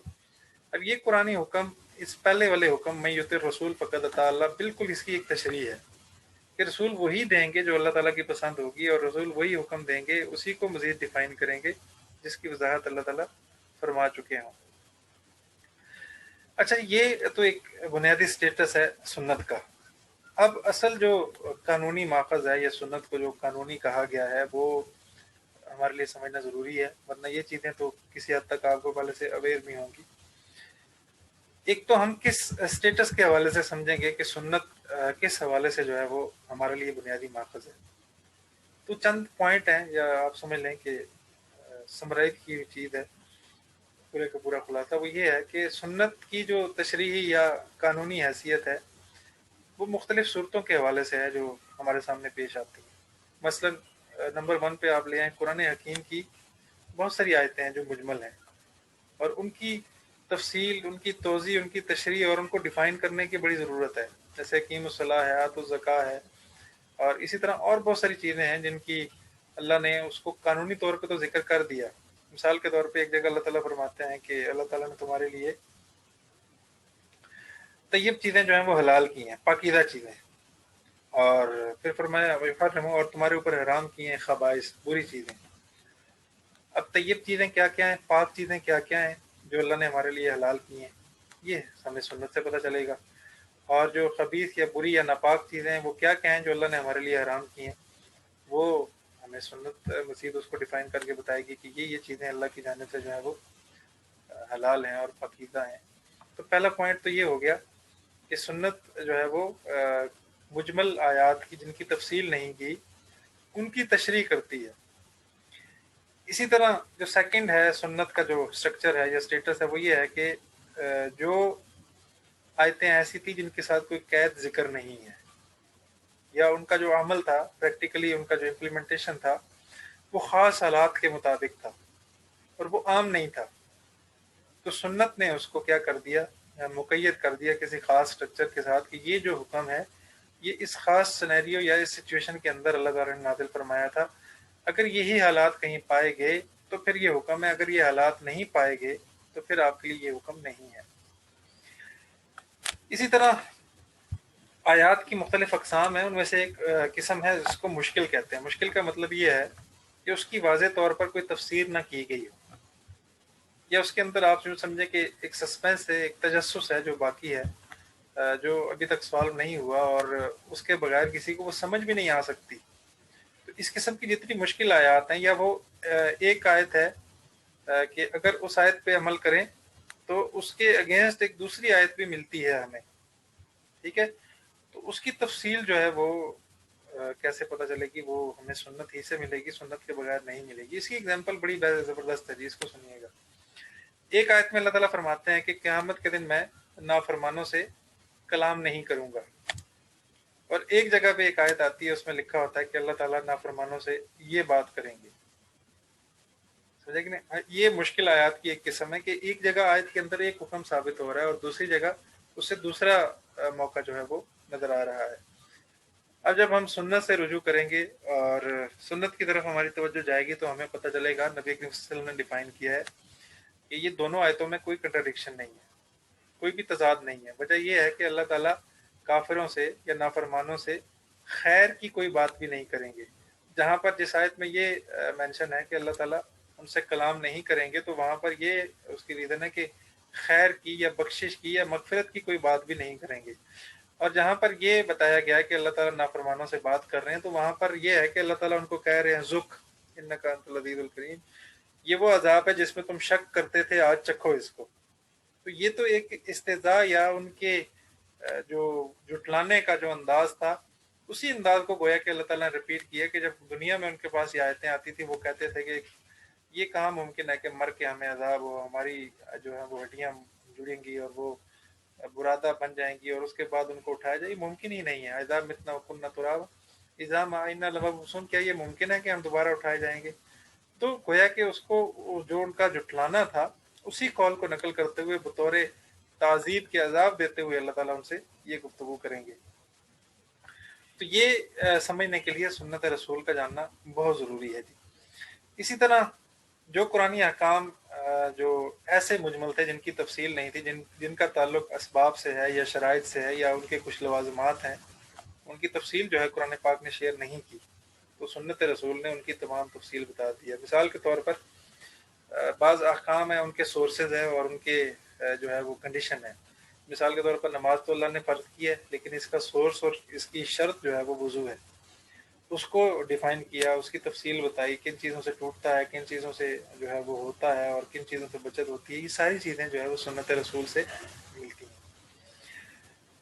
ایسے ہی قرآنی توضیحات میں یا تشریحات میں اس کی روشنی میں بہت سارے ایسے پیش آمدہ واقعات کا حکم بیان فرمایا، مثلا اس میں حلال حرام کی چیزیں ہیں جو احکام ہیں، اسی طرح بعض چیزیں جو ہے وہ مشکوک ہیں جن کا حکم واضح طور پہ نہیں ہے، قرآن پاک میں مینشن نہیں تھا، اس کو سنت رسول نے ڈیفائن کیا اور بتایا کہ یہ اگر معاملہ کہیں پر پیش آ جائے یا اس سے کبھی بھی کسی انسان کو موقع ملے استفادے کا تو اس وقت کیا کریں گے، کس طرح اس حکم کو جو ہے وہ حل کیا جائے گا۔ اسی طرح قرآنی اصول و مقاصد کے پیش نظر بعض احکام شاید کسی خاص موقع محل سے مناسب رکھتے تھے اور ان کے مختلف وسائل اور ذرائع تھے، تو ان کو جسٹیفائی کیا سنت نے کہ یہ اس طور پہ یہ حکم ہے اور یہ جو ہے وہ خواص کے لیے یہ عام ہے، یا جس طرح نبی صلی اللہ علیہ وسلم کی جو شادیوں کا سلسلہ ہے اور امت کے لیے وہ نہیں ہے، اسی طرح بعض چیزوں میں نبی صلی اللہ علیہ وسلم کو خصوصیت حاصل ہے، وہ اس موقع اور مناسبت سے ہے، تو اس کو امتی کے حق میں وہ ایز اٹ از نہیں ہو سکتا، نہیں وہ ممکن ہے، تو ان کو بھی سنت نے واضح کیا۔ اسی طرح قرآنی تصریحات سے ایسے اصول جو ہے وہ واضح ہوئے تشریح سے یا توضیح سے کہ جن کی وجہ سے نئے مسائل جو پیدا ہوتے ہیں ان میں قیاس کی راہیں جو ہیں وہ آسانی سے کھلتی ہیں، یعنی اللہ تعالیٰ نے گویا کہ خود اس میں اجازت دے دی ہے، اور وہ ابھی آگے ہم اس کو قیاس میں ڈسکس کریں گے تفصیل سے۔ تو ان کی رائے بھی مسائل کے حل کے حوالے سے جو سمجھدار لوگ ہیں، امت کے فہیم لوگ ہیں، ذہین لوگ ہیں، ان کو اجازت دی گئی ہے کہ وہ بھی اس حوالے سے سوچیں اور غور و فکر کریں جو امت کو درپیش مسائل ہیں آئندہ کے حوالے سے۔ ایسے جی ایک چیز یہ بھی ہے کہ قرآنی احکام کے مختلف وجوہات جو ہے وہ شیئر کی گئی ہیں سنت میں، اسباب شیئر کیے گئے ہیں، اور ان کے اندر جو لاجک یا مصلحت تھی یا حکمت تھی ان کو بھی بیان فرمایا ہے، جس کی وجہ سے بہت سارے اور اصول جو ہے وہ شریعت کے ہمارے سامنے آتے ہیں، اور اس کو دیکھ کر بہت سارے اصول سمجھنا بھی آسان ہو جاتا ہے۔ اسی طرح قرآنی ہدایت سے اللہ تعالیٰ کی جو حکمت ہے وہ واضح ہوتی ہے، اور وہ واضح ہوتی ہے جب رسول اللہ کی شریعت میں ہم اسے سمجھتے ہیں، تو اس حوالے سے بھی سنت کا ہونا بہت ہی ضروری ہے۔ یہ بنیادی وجوہات تھی جی جس میں جو قرآن پاک کے بعد سنت رسول کو سورس قرار دیا گیا، اور خود نبی صلی اللہ علیہ وسلم نے بعض مواقع پہ خود فرمایا، جس طرح کہ ایک روایت ہے ترکت فیکم امرین لن تضلوا ما تمسکتم بہما کتاب اللہ و سنتی، کہ میں تمہارے اندر دو چیزیں چھوڑ کر جا رہا ہوں، تم اس وقت تک گمراہ نہیں ہوگے جب تک ان پر عمل کرتے رہو گے یا ان سے عمل حاصل کرتے رہو گے۔ ایک کتاب اللہ اور ایک میری سنت ہے۔ اس کا مطلب بھی یہاں پر یہی ہے کہ گویا کہ کتاب اللہ کے بعد خود نبی کریم صلی اللہ علیہ وسلم کی سنت کو جو ہے وہ واضح اور ایک پریکٹیکل حیثیت حاصل تھی ماخذ شریعت کے طور پر۔ تو گویا کہ نبی کریم صلی اللہ علیہ وسلم نے اپنا سٹیٹس بھی یہاں واضح کیا، اور ماخذ کے حوالے سے بھی بتایا کہ شریعت کا جو دوسرا ماخذ ہے وہ سنت رسول صلی اللہ علیہ وسلم ہے۔ خود آپ کی اپنی جو زندگی تھی اس میں بھی یہی اصول تھا۔ قرآنی حوالے سے تو میں نے دو مثالیں آپ کے سامنے رکھی کہ نبی کریم صلی اللہ علیہ وسلم جب کبھی آپ کو معاملہ پیش آتا تو سب سے پہلے کتاب اللہ میں تلاش کرتے، اور اس کے بعد پھر جو ہے وہ اپنی سنت سے استفادہ کرتے۔ جس طرح کہ بدر کے قیدیوں کے متعلقہ جو ہے وہ رائے تھی حضرت عبداللہ ابن رواح اور حضرت ابوبکر صدیق رضی اللہ عنہ کی رائے ایک تھی، اور حضرت عمر اور ایک اور صحابی تھے ان کی رائے الگ تھی، اور پھر مشورہ ہوا اور آپ نے ڈیسیژن لیا۔ بعض یہ کہتے تھے کہ فدیہ لے لیا جائے اور ان کو معاف کر دیا جائے، چھوڑ دیا جائے، اور بعض نے کہا کہ یہ ہمارے بچوں کو پڑھائیں بطور فدیے کے جو فدیہ نہیں دے سکتے۔ تو جبکہ حضرت عمر اور دوسرے صحابی کی رائے یہ تھی کہ نہیں یا رسول اللہ، انہوں نے آپ کو بہت تنگ کر کے رکھا ہے، اور ہونا تو یہ چاہیے جس کا جو رشتہ دار ہے وہ اپنے رشتہ دار کو سامنے رکھے، اور مسلمان کو تلوار دے دی جائے وہ اپنے رشتہ دار کو قتل کر دے، ان کی سزا یہ ہے، اور میرے حوالے میرے ماموں کر دیے جائیں کیونکہ وہ آپ کے نافرمان تھے، آپ کو قتل کرنے کے در پہ تھے، لہذا میں उनका सर कलम कर दूं। अब ये जो मुशावरत है ये अभी मुशावरत चल रही है, और फिर नबी करीम सल्लल्लाहु अलैहि वसल्लम ने उस राय के बाद डिसीजन लिया। तो खुद नबी करीम सल्लल्लाहु अलैहि वसल्लम अपनी ज़िंदगी के अंदर सबसे पहले कुरान के बाद खुद उस चीज़ को देखते थे। तो बुनियादी तौर पर ये जो है वो माखज़ है शरीयत का, जो दूसरा माखज़ था सुन्नत रसूल था। आपसे जो अक़वाल या अफ़आल सादिर हुए उनकी ताबेदारी और उनकी इताअत लाजिम होने के एतबार से कानूनी हैसियत जो है वो उसकी तय की गई है। अच्छा जी, सुन्नत रसूल के बाद आ जाते हैं तीसरा जो मेन माखज़ है वो है इजमा। सबसे पहले तो इजमा का माना समझिएगा। इजमा कहते हैं बहुत सारे लोगों का एक मामले पर इकट्ठा जमा हो जाना। मजीद इसकी तारीफ में थोड़ी सी तफसील आएगी। अल्लाह ताला ने कुरान पाक में फरमाया कि फजमिउ अम्रकुम शुरकाअकुम, तुम अपनी बात तय कर लो और अपने शरीकों को इकट्ठा कर लो। यहाँ पर भी अजमाउ या अजमेउ इजमा ही से है कि एक जगह जमा होना, इकट्ठा होना, इसको कहते हैं इजमा करना। और इसकी जो असल तारीफ है वो ये है कि नबी अकरम सल्लल्लाहु अलैहि वसल्लम की जाने के बाद, आपकी रहलत के बाद, उम्मत के जो ज़हीन तरीन लोग हैं या दीनदारी के एतबार से जो मामलात को ज़्यादा अच्छी तरह समझते हैं, उनका किसी मामले में, किसी इशू पर, किसी शरई मसले पर इत्तिफाक कर लेना, ये इजमा कहलाता है। यानी नबी अकरम सल्लल्लाहु अलैहि वसल्लम के वफ़ात के बाद, आपके दुनिया से जाने के बाद, उम्मत के जो मुज्तहिदीन हैं या फुकाहा हैं या उलमा हैं, वो किसी शरई हुक्म पर इत्तिफाक राय कर लें तो इसको इजमा कहते हैं। इत्तिफाक राय का मतलब, पहला तो ये उसूल समझ लें कि ये जो इजमा तीसरा माखज़ है, इसको नबी अकरम सल्लल्लाहु अलैहि वसल्लम ने खुद प्रैक्टिस नहीं किया। उसकी वजह ये है कि इसकी ज़रूरत तो तब पेश आती जब नबी अकरम सल्लल्लाहु अलैहि वसल्लम की शरीयत से न मिलता कोई मसला। तो जब नबी अकरम सल्लल्लाहु अलैहि वसल्लम खुद हयात थे आप अलैहिस्सलाम, तो उस वक्त तो ये सूरत पेश ही नहीं आती थी। इसलिए आपके जानने के बाद अगर किसी मसले के अंदर इशू पैदा हो गया और राय मुख्तलिफ होगी या उसका कोई ख़ास हल नहीं मिल रहा, तो उम्मत के ज़हीन तरीन लोग जो दीनदार हैं और दीनी नोयत को समझते हैं, वो एक जगह जमा हो जाएंगे और जमा होने के बाद किसी शरई दलाइल पर गौर फिक्र करके उसका कोई ना कोई हुक्म निकालेंगे और उस हुक्म के मुताबिक जो है वो डिसीजन लिया जाएगा।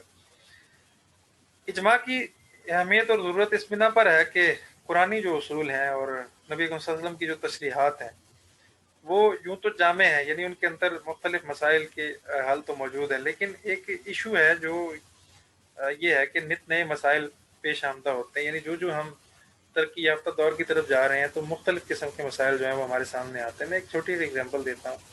नबी करीम सल्लल्लाहु अलैहि वसल्लम के दौर के अंदर ज़कात जो है वो उसका निसाब सोना चांदी था। सोने पे ज़कात है या चांदी पे, या तीसरा इनकी मालियत है, वो भी सिक्के हैं। आप समझ लें वो सेम कन्वर्ट या चांदी में हो जाएगा, दिरहम है या दीनार है तो सोना चांदी ही है। आज के जिस दौर में हम और आप जी रहे हैं, तो इस दौर में आप देखें कंपनीज की शेयर हैं, शेयर होल्डर हैं, उन शेयर पर ज़कात का क्या इशू है, होगी या नहीं होगी, ये एक नया मसला है। इसी तरह नबी करीम सल्लल्लाहु अलैहि वसल्लम के दौर में जहाज़ का तसव्वुर नहीं था, सवारी जो थी वो ज़मीनी थी।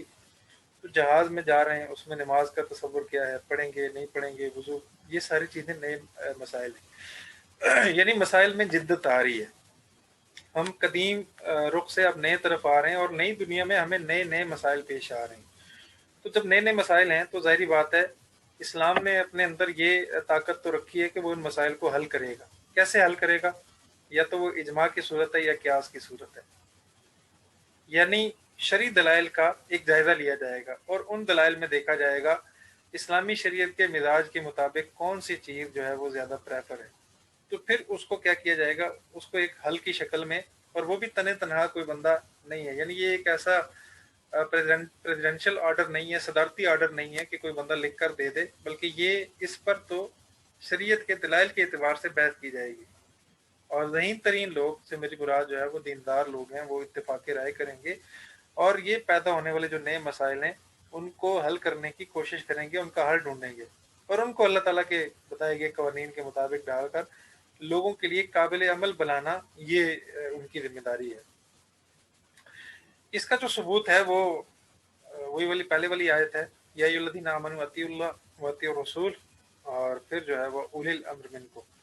तुम में से वो लोग जो दीन को भी समझते हों और दुनिया को भी जानते हों और शरीयत के मसाइल से भी अच्छी तरह वाकिफ़ हों। जैसे मैंने आपसे एग्जांपल के तौर पर ज़िक्र किया कि जो पहला दौर था नबी करीम सल्लल्लाहु अलैहि वसल्लम के बाद, हज़रत अबू बकर, हज़रत उमर, शेर खुदा अली मुर्तज़ा और उस्मान गनी या दीगर जो लोग थे, इनका जो दौर था ये बैक वक्त अमीरुल मोमिनीन भी थे एक तरह और बैक वक्त ये हाकिम भी थे।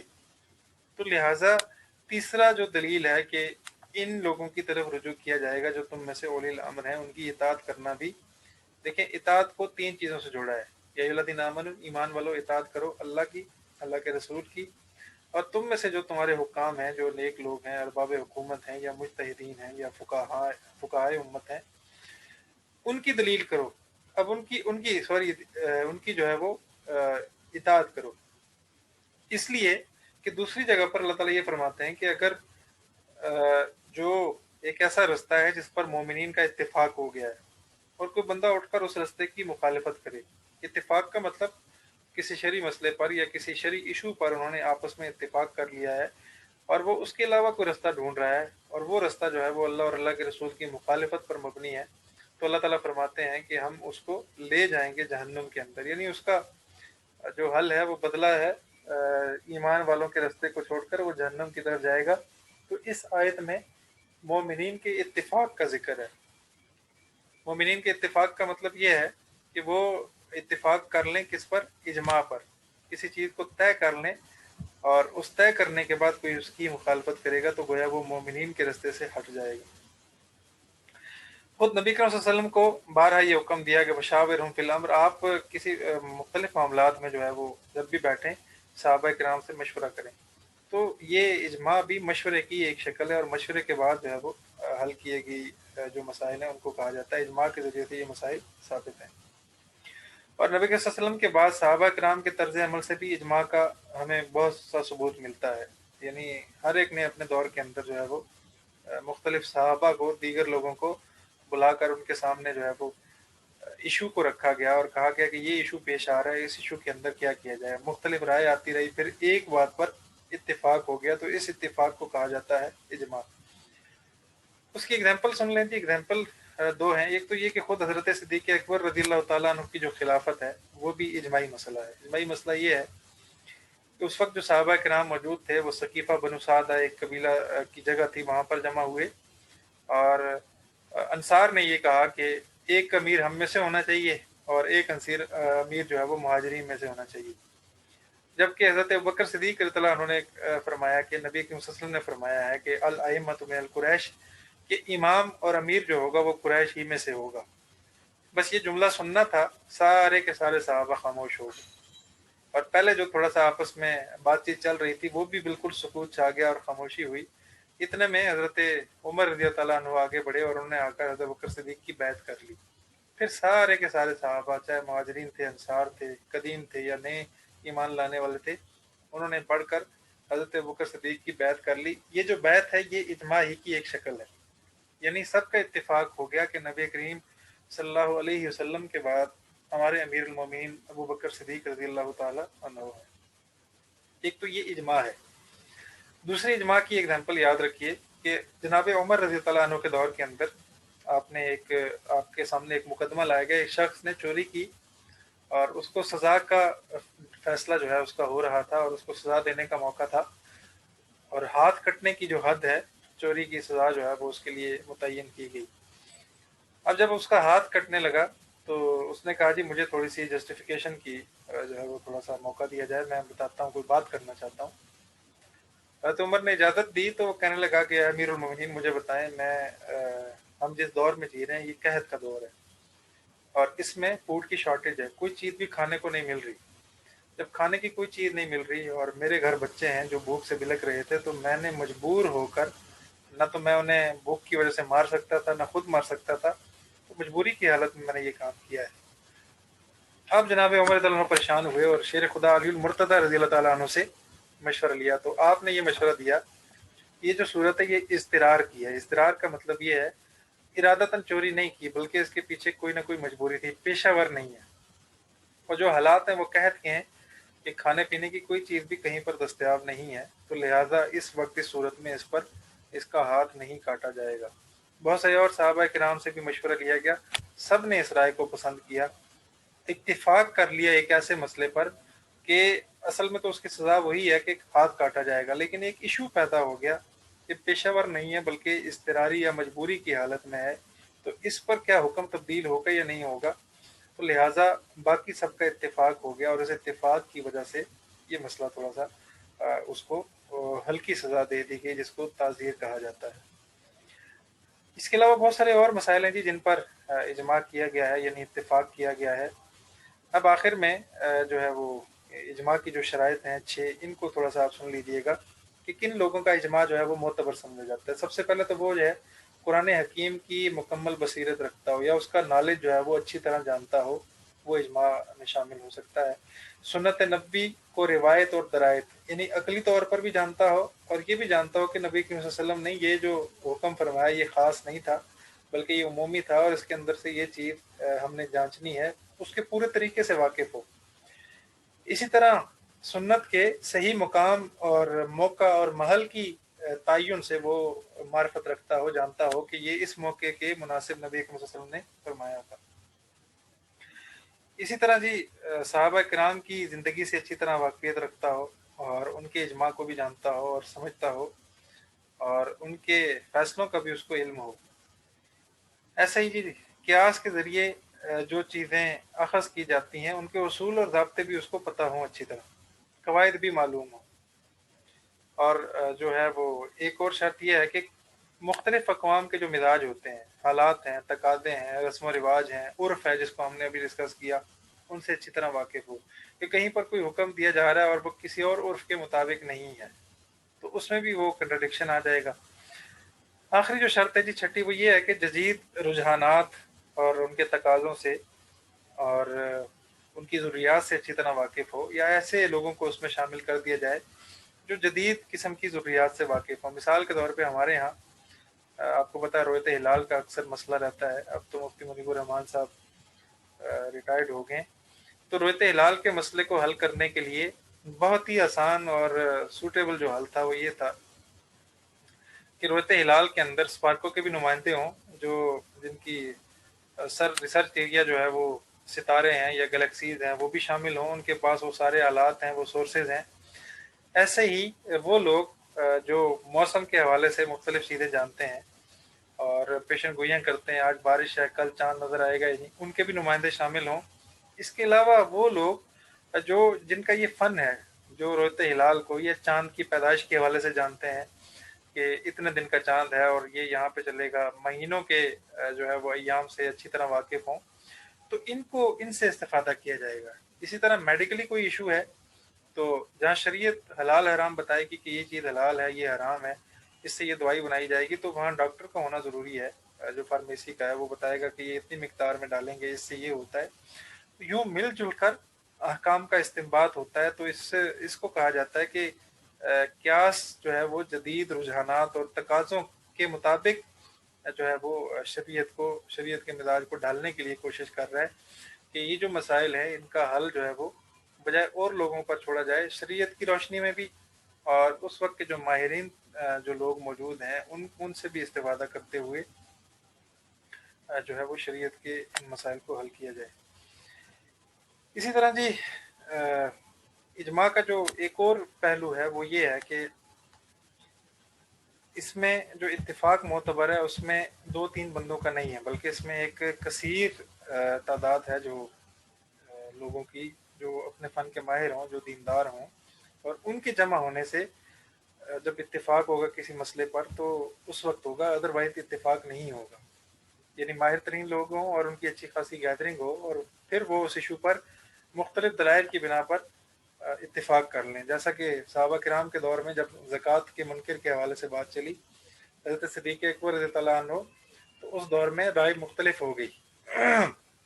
صدیق اکبر عنہ کی رائے یہ تھی کہ جس طرح نماز کا منکر کافر ہے، وہ دائرہ اسلام سے خارج ہو جاتا ہے، اسی طرح زکوٰۃ کے منکر کا بھی یہی حکم ہے۔ تو شروع میں بعض صحابہ کو یہ سمجھنے میں بڑا تردد ہوا کہ نماز اور زکوٰۃ کو ایک ہی سطح پر کیسے رکھا جائے، تو بعد میں جب دلیل دی گئی، اور خود آپ کے علم میں بھی ہے کہ 82 ٹائم جو ہے وہ زکوٰۃ اور نماز کو اکٹھا ذکر کیا، پھر فرض کے طور پر ذکر کیا، اور अमर के सीखों के साथ जिक्र किया कि ये हुक्मन अल्लाह ताला ने नाजिल किया है, और उसका फ़राइज़ तो हज़रत सिद्दीक़ अकबर रज़ियल्लाहु अन्हु ने और दीगर सहाबा ने मिलकर बाकी सबको कायल किया। इवन कि यहाँ तक कि सिद्दीक़ अकबर रज़ियल्लाहु अन्हु ने ये भी फरमाया कि खुदा की कसम, नमाज और ज़कात के दरमियान कोई फ़र्क नहीं करूँगा। और फिर ये भी फरमाया कि लो मनऊनी इकालन, अगर तुम लोग रसूलुल्लाह के दौर में एक रस्सी भी दिया करते थे और वो ज़कात के तौर पर, और मेरे दौर में अगर वो नहीं दोगे तो मैं तुमसे लड़ूंगा, जंग करूंगा, यहाँ तक कि मेरी जान चली जाए। इसी तरह जो है वो इस बात पर भी इजमा हुआ कि कुरान पाक की जो तदवीन का अमल है ये भी एक इजमाई अमल है। ये तो आपने पढ़ा भी हुआ है कि वाक़ई यमामा जो हुआ उसमें बहुत ज़्यादा कुर्रा जो है शहीद हुए, सहाबा किराम जो हाफिज़ कुरान थे। तो उसमें जो है वो ये अंदेशा हुआ कि अगर यूं ही हाफिज़ कुरान सहाबा शहीद होते रहे तो फिर तो कुरान पाक को जमा करना मुश्किल हो जाएगा। तो इस पे बार बार राय करते करते मुख्तलिफ सहाबा से कहलवाते जो है ये तय हुआ कि अब जो है वो कुरान पाक को मुदव्वन किया जाए, जमा किया जाए, और एक इस तरह इसको जमा किया जाए कि इस पे जो है वो इत्तेफाक की एक सूरत बन जाए। तो शुरू में हज़रत बकर सिद्दीक़ रज़ियल्लाहु अन्हु ने आपके इल्म है कि इस राय से इख्तिलाफ किया। बहरहाल बाद में उन्होंने ये फरमाया कि अब अल्लाह ताला ने मेरा दिल खोल दिया है और मुझे ये शरह सदर हो गया है कि मैं इसमें आपके साथ शामिल रहूं, और अब कुरान पाक को जमा किया जाएगा। ऐसे एक और जो है वो इजमा की मिसाल है कि हज़रत उमर के दौर में शाम और इराक की जो ज़मीनें फ़तह हुई तो उसमें फ़ौज में तकसीम करने के बजाय सहाबा किराम ने मिलकर इस बात पर इत्तेफाक कर लिया कि हम बजाय इसको फ़ौज में तकसीम करें, इसको वक्फ कर देते हैं, और वक्फ की जो सूरत ये होगी कि मदीना तैयबा के अंदर बैतुल माल जो है वो इससे ज़्यादातर मजबूत होगा। अच्छा जी, लास्ट मिनट है, इसके बाद इंशाल्लाह 10 मिनट नमाज का वक्फा है, तो कोशिश करेंगे 5:55 पर इंशाल्लाह दोबारा से हम यहीं से स्टार्ट कर लें। तो जैसे ये बंद हो जाएगा उसके बाद फिर आप भी नमाज पढ़ लीजिएगा। 10 मिनट के बाद इंशाल्लाह 5:55 पर दोबारा यहीं से क्लास स्टार्ट होगी। तब तक जो है वो बंद नहीं होता, इसको कंटिन्यू करते हैं। तो उन्होंने ये सोचा कि वक़्फ़ की एग्जांपल आपको दे रहा था कि हज़रत उमर रज़ियल्लाहु अन्हु के दौर के अंदर उसको जो वहाँ ज़मीनें फ़तह हुई तो उसके मुतालिक ये हुआ कि मदीना तैयबा के अंदर भेज दिया जाए ताकि वहाँ पर जो बैतुल माल है वो फ़ाल हो जाए। तो इसी तरह ये इजमा की एक एग्जांपल है कि उनके दौर के अंदर जो इजमा किस किस तरीके पर हुआ और किस तरह हुआ। शराइत मैंने आपके सामने जिक्र कर दी हैं। हालात और तकाज़ों के मुनासबत से नए कवानीन बनाए जाएँ, वज़ा किए जाएँ। इसी तरह पुराने इजमाई फ़ैसले जो मसलहत के ताबे थे उनको मौजूदा हालात और मसलहत के पेश नज़र उनमें तरमीम के हवाले से कोशिश हो, और वो अहकाम जो तदरीजन नाजिल हुए हैं माशरती हालात के लिहाज से इन्हें मुक़द्दम व मुअख्खर किया जाए, देखा जाए कि पहले क्या था और बाद में क्या। इस तरह की और जो है वो शराइत जो आपसे शेयर की हैं ये इजमा की बुनियादी शराइत में थे। अब आखिरी जो हिस्सा है इसका माखज़ शरीयत का वो है क़ियास। ये फ़िक़्ह इस्लामी का चौथा माखज़ है, और क़ियास का सबसे पहले क़ियास की तारीफ़ समझिएगा। क़ियास कहते हैं बराबरी को, यानी एक चीज़ दूसरे चीज़ के बराबर हो। कहा जाता है अरबी में कि जो जूता जूती के बराबर हो गया, किसी नाल, या एक जूती जो है वो दूसरी जूती के मुनासिब है, बराबरी के हवाले से कहते हैं। यानी क़ियास का जो लफ्ज़ है वो दो चीज़ों में मसावात, बराबरी, और दो चीज़ों के दरमियान मवाज़ने के लिए भी इस्तेमाल होता है, कंपैरिजन के लिए भी होता है। तारीफ़ इसकी थोड़ी सी मुश्किल है, मैं कोशिश करूँगा आसान अल्फाज में आपको समझा पाऊँ कि हुक्म की इल्लत में मुश्तरक होने की वजह से कोई हुक्म जो है वो अपनी लॉजिक और अपनी हिकमत के एतबार से अगर वो उसमें कोई इल्लत मुश्तरक है तो उस मामले को उस हुक्म शरी की तरफ, उस शरी हुक्म की तरफ ले जाना जिस पर वो हुक्म साबित नहीं है, और उसके साथ उसको जोड़ देना, ये क़ियास कहलाता है। मैं थोड़ा सा फिर आसान करता हूँ कि एक हुक्म का हमें जो है वो इल्लत पता है। इल्लत का मतलब ये है कि एक हुक्म का हमें आउटपुट पता है, रिज़ल्ट पता है क्या है। मिसाल के तौर पर शराब की एग्जांपल ले लें कि उसके अंदर हमें ये पता है कि इसके पीने से नशा आता है और दिमाग माऊफ हो जाता है। اور پھر جو اس کی سزا ہے وہ جو ہے وہ کوڑے ہیں، 80 کوڑے. تو ان کے حوالے سے ہمیں یہ کلیئر ہے کہ یہ ریزن ہے اور اس ریزن کی وجہ سے یہ اس چیز کی سزا طے ہے. اب اگر کوئی اور مشروب ہے یا کوئی ڈرنک ہے جس ڈرنک کے اندر یہی چیزیں پائی جاتی ہیں لیکن وہ شراب نہیں ہے، یعنی کوئی اور ڈرنک ہے، کوئی مشروب ہے، اس کے اندر یہی شرائط پائی جاتی ہیں کہ اس کو پینے سے نشہ بھی آتا ہے اور ذہن معاف بھی ہو جاتا ہے اور انسان اول فول بھی بکتا ہے. یہی 3 چیزیں جو ہیں وہ شراب کے اندر بھی ہیں. بٹ یہ جو دوسری چیز ہے یہ شراب نہیں ہے، کوئی اور مشروب ہے. اب ہم نے غور و فکر کیا تو ہمیں پتہ چلا شریعت میں شراب کے بارے میں تو یہ حکم ہے لیکن اس چیز کے بارے میں یہ حکم نہیں ہے. تو ہم نے کیا کیا، اسی حکم کو شراب والے کو پھیر دیا اس دوسرے مشروب کی طرف. اس پھیرنے کے عمل کو، یعنی جو حکم شراب کا ہے وہی حکم اسی چیز کا بنا دیا ہم نے کہا جو یہ پیے گا اس پر یہ سزا ہوگی جو شراب پینے کی سزا ہے. اس کو قیاس کہا جاتا ہے، یعنی 2 چیزوں میں مساوات و برابری یا 2 چیزوں کے درمیان موازنہ کرنے کے بعد اس کے حکم کو واضح کرنا. وہ حکم جو پہلے والی چیز میں تو ہو لیکن جو دوسری چیز ہے وہ نہیں ہو، یعنی اس پہ شریعت نے کوئی اس کے لیے کوئی وضاحت نہیں کی. تو اس کو کہا جاتا ہے کہ حکم میں مشترک ہونا علت کی وجہ سے. علت کیا ہے؟ علت وجہ کو کہتے ہیں، ریزن کو، کہ شراب سے بھی نشہ آتا ہے اور دوسرا مشروب ہے اس سے بھی نشہ آتا ہے. تو یہ ریزن مشترک ہوگی. جب ریزن مشترک ہوگی تو دوسری چیز کا حکم ہم نے پہلی چیز سے ہی اخذ کر لیا. یہ اس کی بنیادی تعریف ہے اور اس کی ایگزامپل ہے. اور اس کو قیاس صحیح بھی کہا جاتا ہے. قیاس صحیح کا مطلب یہ ہے کہ پہلی جو علت ہے اس کو ہم دوسرے حکم کی طرف پھیر دیں گے. اور اس کا ثبوت جو ہے وہ حضرت معاذ ابن جبل رضی اللہ تعالیٰ عنہ کی روایت سے باتیں سمجھ آتی ہے، جس میں انہوں نے فرمایا کہ یا رسول اللہ اگر کوئی حکم ایسا ہوا جو مجھے قرآن و حدیث میں نہ ملا تو پھر میں اپنی رائے سے کیا کروں گا؟ اجتہاد کروں گا. اجتہاد کا مطلب یہ ہے کہ انہوں نے اس چیز کو اپنی عقل سے ڈھونڈا اور اس میں شریعت کے مزاج کے مطابق کوئی ڈیسیژن لے لیا. تو یہ بھی اسی کی شرائط کے تحت آتا ہے. اور اس کی ضرورت کی جو بنیادی وجہ ہے وہ ابھی پچھلی جو قیاس اجماع کی شرائط میں ہم ڈسکس کر رہے تھے، تو بنیادی وجہ وہی ہے کہ اس کی ضرورت کیوں ہوتی ہے. اس کی ضرورت اس لیے ہوتی ہے کہ بہت سارے معاملات ایسے ہیں کہ جن معاملات کے اندر ہم دیکھتے ہیں کہ ہمیں قرآن و سنت احادیث اور جو شرعیہ لا ہے ہمارا، اس کے اندر سے ہمیں کوئی چیز واضح طور پر نہیں ملتی. جو بنیادی ماخذ ہیں ان میں سے ہمیں کوئی چیز واضح طور پر نہیں ملتی. نہیں ملنے کا مطلب ہے کہ کوئی واضح حکم نہیں ملتا. تو پھر کیا کرتے ہیں؟ قیاس کر کے شریعت کے مزاج کے مطابق فتویٰ دیا جاتا ہے کہ یہ اصل میں اس وقت جو ہے وہ مطلوب ہے، اور اس میں احوال کے مطابق یا حالات کے مطابق جو چیزیں ہیں وہ بھی ڈسکس کی جاتی ہیں. اس کا ثبوت جو ہے وہ قرآن کریم کی بہت ساری آیات سے ہے، جس میں اللہ تعالیٰ نے غور و فکر کی جو ہے وہ دعوت دی ہے. لِیَتَفَقَّهُوا فِی الدِّین، کہ تاکہ تم دین میں فہم و بصیرت حاصل کرو، غور و فکر کرو. اسی طرح ایک دوسری آیت میں فرمایا فَاتَّبِعُوا یا اُولی الْأَبْصَارِ، بس دیکھنے والوں عبرت حاصل کرو. مطلب یہ ہے کہ پہلے احکام یا پہلی جو امتوں پر جو معاملات آئے ہیں ان سے تم عبرت حاصل کرو. تو قیاس سمجھ لیں کہ ایک عبرت ہی کا طریقہ ہے کہ جو کام انہوں نے کیے ہیں ان پر جو عذاب آیا ہے وہ تم نے نہیں کرنے. یعنی مطلب یہ ہے کہ اللہ تعالیٰ یہ بتانا چاہ رہے ہیں کہ اعتبار بھی ایک لفظ ہے. قیاس ہی کا ایک دوسرا نام سمجھ لیں، اعتبار بھی کہہ سکتے ہیں آپ.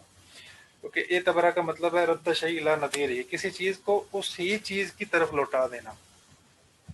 یعنی کسی چیز کو اس کی مثل ہی، یعنی اس کی طرح کی کوئی اور چیز ہے اس کی طرف لوٹا دینے کو ہم کہتے ہیں قیاس یا اعتبار. اسی طرح اللہ تعالیٰ یہ بھی فرماتے ہیں وَأَنزَلْنَا إِلَيْكَ الذِّكْرَ، ہم نے آپ پر قرآن نازل کیا لِتُبَيِّنَ لِلنَّاسِ، تاکہ آپ لوگوں کو بیان کریں جو ہم نے آپ پر نازل کیا اور وہ اس میں غور و فکر کریں. اور جو ہے وہ تنازع والی جو آیت ہے جس میں اللہ تعالیٰ فرماتے ہیں کہ اگر تمہیں کوئی معاملے میں کوئی ایسا مسئلہ پیش آئے جس میں تمہیں آپس میں اختلاف ہو، تنازع ہو، تو اس کو اللہ اور اللہ کے رسول کی طرف لوٹا دو. اگر تم اللہ اور اللہ کے رسول کی طرف لوٹاؤ گے اور اولی الامر جو جاننے والے ہیں، جو علماء ہیں، مجتہدین ہیں، فقہاء ہیں، ان کی طرف لوٹاؤ گے تو وہ اس میں غور و فکر کر کے جو ہے وہ استنباط کریں گے. لَعَلِمَهُ الَّذِينَ يَسْتَنبِطُونَ مِنْهُمْ، تو اس میں سے غور و فکر کر کے اس کا جو حاصل ہے، اس کا جو کنکلوژن ہے وہ نکالیں گے اور اس سے تمہیں جو ہے وہ فائدہ ملے گا اور اس سے فیصلہ کرنے میں آسانی ہوگی. इसी तरह जो है वो नबी करीम सल्लल्लाहु अलैहि वसल्लम ने जब हज़रत मुआज़ को भेजा, उनसे ये बताया, और हज़रत अबू मूसा अशरी को जब बना के भेजा गवर्नर या काजी, तो उनसे भी यही फरमाया। उनसे जब पूछा तो उन्होंने कहा कि जब हम सुन्नत में कोई हुक्म नहीं पाएंगे तो एक मामले को दूसरे मामले पर क्यास करेंगे और फैसला वो करेंगे जो हद के ज़्यादा करीब हो। तो नबी करीम सल्लल्लाहु अलैहि वसल्लम ने इस पर उनकी राय की भी तायीद फरमाई और फरमाया कि ये चीज़ जो है वो इसी तरह ही करनी चाहिए। और ख़ुद नबी करीम सल्लल्लाहु अलैहि वसल्लम ने बाज़ मामलात में आपने इस किस्म का मामला फरमाया, जिस तरह आपसे बिल्ली के अगर वो किसी बर्तन में मुंह मार जाए और उसके जूठे के बारे में पूछा तो फरमाया ये हराम नहीं है। उसकी रीज़न ये बताई कि ये लोगों के घरों में कसरत से आती जाती है, यानी इससे जो है वो बचाव मुमकिन नहीं है। तो ये भी एक क्यास की शक्ल थी कि जो चीज़ बारहा कसरत से दाएं बाएं आती जाती रहती है, तो इस वजह से उसका जो है वो जूठा हराम नहीं है। बहरहाल कराहत के हवाले से बाद ने कहा। तो ये इसी तरह की चीज़ें थी जो क्यास में बुनियादी तौर पे शेयर की जाती हैं।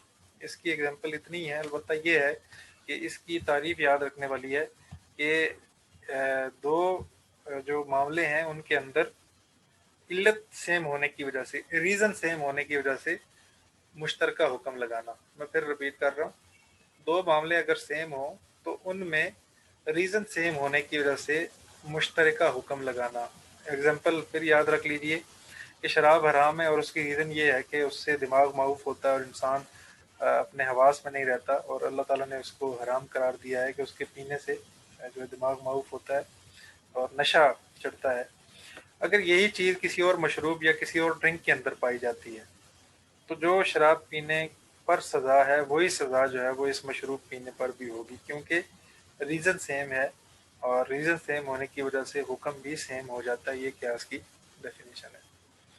आज हमने किताबुल्लाह जो है वो शरीयत के, इस्लामी शरीयत के जो माखज़ हैं वो हमने तफसील से पढ़े हैं जी, और उनकी तफसील जो है वो मुकम्मल की है, और उनके दलाइल भी जो है वो हमने अपनी तरतीब के साथ पढ़े हैं, जिनमें सबसे पहले किताबुल्लाह है और उसके बाद सुन्नत रसूल है और फिर उसके बाद इजमा है, और आखिर में क्यास हमने डिस्कस किया उनकी तारीफ़ों और उनकी एग्जांपल के साथ।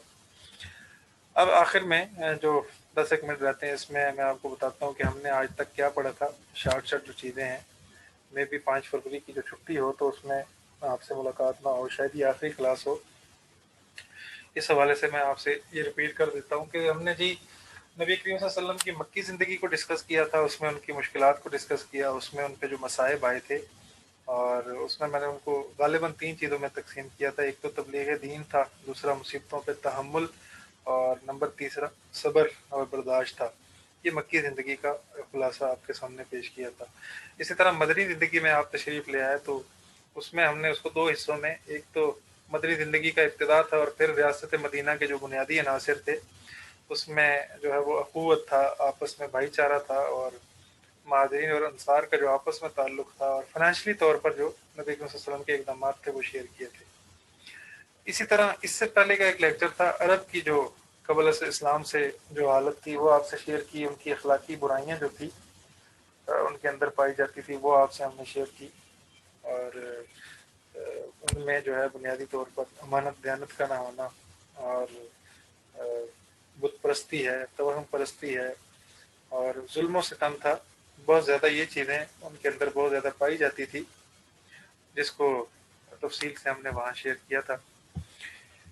इसी तरह उसके बाद आकर हमने गालिबन अरकान इस्लाम और जिहाद का जो हिस्सा था गज़वात वाला, सबसे पहले गज़बा और सरिया की तारीफ़ में थोड़ा सा जो है वो हमने फ़र्क किया था। गज़बा वो है जो नबी करीम सल्लल्लाहु अलैहि वसल्लम जिसमें ख़ुद बनफ़्स नफीस शरीक हुए हों, लड़े हों, और सरिया वो किस्म है जंग की जिसमें नबी करीम सल्लल्लाहु अलैहि वसल्लम खुद न गए हों लेकिन किसी सहाबी को अपना कायम मकाम या अमीर बनाकर वहाँ पर भेजा हो।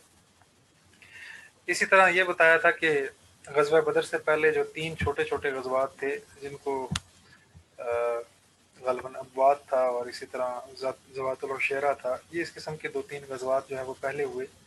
फिर गज़वा बदर के असबाब थे कि एक काफ़िला आ रहा था तिजारती, और फाइनेंशियली तौर पर जो मक्का के लोग थे वो स्ट्रॉन्ग थे, और उनको नबी करीम सल्लल्लाहु अलैहि वसल्लम की राय ये थी कि ये हमेशा तंग करते हैं, तो इनसे निजात का तरीका ये है कि इन पर अटैक करके फाइनेंशियली तौर पर इनको वीक किया जाए। تو نیت تو یہ تھی کہ تجارتی قافلے پر حملہ کریں گے، اور اس کے لیے اس وقت کے جو لوگ تیار ہوئے وہ 313 تھے، جس میں کچھ تھوڑے سے اونٹ اور گھوڑے اور باقی کچھ تلواریں تھیں، باقیوں کے پاس آلات اسباب بھی اتنے نہیں تھے۔ تو اس پوزیشن میں غزوہ بدر کا آغاز ہوا، اور پھر تجارتی قافلے کا بحفاظت لوٹ جانا۔ حضرت ابو سفیان جو اس وقت اسلام نہیں لائے تھے، ان کا فہم و فراست، ان کا تدبر اور ان کا عقل وہ ان کے کام آیا، اور انہوں نے رستہ چینج کر کے وہ مدینہ شریف مکہ پہنچ کے بحفاظت۔ لیکن ابو جہل کو تکبر اور غرور ستاتا رہا، اور اس نے سوچا کہ کیوں نہ ہم اس طرح کریں کہ نکل آئے ہیں تو اسلام کو جڑ سے ہی مٹا دیں۔ تو یہ ریزن بنی غزوہ بدر کی بنیادی طور پر، اور ابو جہل نے یہ کہا کہ اب ہمارا لوٹنا مناسب نہیں ہے۔ لو لشکر کے ساتھ نوحہ خاں اور گانا گانے والی عورتیں اور دیگر چیزیں بھی تھی، تو مناسب نہیں سمجھا کہ اب یہاں سے ہم واپس لوٹ جائیں۔ اب یہ صورتحال بنی غزوہ بدر کی، لیکن اللہ تعالیٰ نے اصل میں کفر کے جو سرخیل تھے ان کو جو ہے وہ ذلت دکھانی تھی، اور یہ بتانا تھا کہ اصل جو طاقت ہے اور پاور کا جو خیمہ ہے اور سرچشمہ ہے وہ اللہ تعالیٰ کی ذات ہے۔ فرشتوں کے ذریعے مدد کی اور ان کو نیست و نابود کیا۔ یوں جو ہے وہ بدر کی تکمیل ہوئی۔ پھر احد کا معاملہ پیش آیا، اس کے جو اسباب نتائج تھے وہ نوٹس کی صورت میں آپ کے پاس پہنچ گئے ہیں۔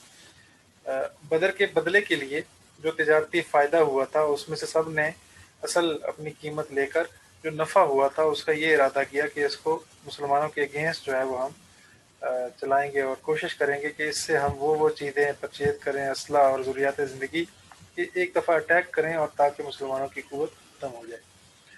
یوں غزوہ احد ہوا، اور غزوہ احد میں مسلمانوں کو شروع میں فتح اور پھر تھوڑی دیر بعد شکست کا سامنا کرنا پڑا۔ بنیادی وجہ یہ تھی کہ نبی کریم صلی اللہ علیہ وسلم کی اطاعت پر انہوں نے اپنی ذاتی رائے کو ترجیح دے دی، یعنی یہ سمجھے کہ ہم فاتح بن چکے ہیں اور شکست ہو چکی ہے دوسری سائڈ کو۔ تو ایک پہاڑی چوٹی جس پر نبی کریم صلی اللہ علیہ وسلم نے ان کو جو ہے وہ طے کیا تھا کہ آپ نے یہاں سے نہیں ہٹنا، انہوں نے وہ جگہ چھوڑ دی۔ یوں احد کی جو فتح ہے وہ تھوڑی ہی دیر بعد شکست میں بدل گئی، اور بڑی ہی آزمائش والا مرحلہ تھا۔ نبی کریم صلی اللہ علیہ وسلم کے جو سامنے والے 2 دندان مبارک ہیں وہ شہید ہوئے۔ پھر یہ افواہ میدان جنگ میں اڑا دی گئی کہ نبی کریم صلی اللہ علیہ وسلم جو ہے وہ شہید ہو گئے ہیں۔ تو اس طرح کی جو پوزیشن تھی اس کو فیس کرنا جو ہے وہ بڑا ہی مشکل مرحلہ تھا۔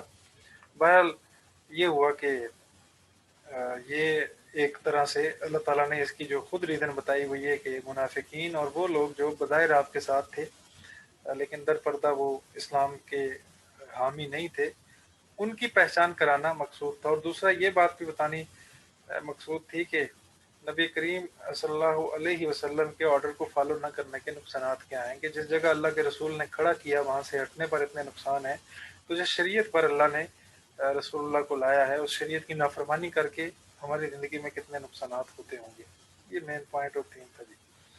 اسی طرح اس کے بعد احزاب ہے، جس میں بہت سارے گروہوں نے مل کر یہ طے کیا کہ آپ اسلام کو مٹائیں گے، اور کوشش کی اور اس میں پوری پاور لگا کر لائے، لیکن نبی صلی اللہ علیہ وسلم نے حکمت عملی کے تحت خندق کھودی، اور بغیر لڑائی کے اللہ تعالیٰ نے ان پر ایک طوفانی صورت اور بارش کا ایک عذاب اتارا، اور اس میں پھر ان کو نقصان ہوا۔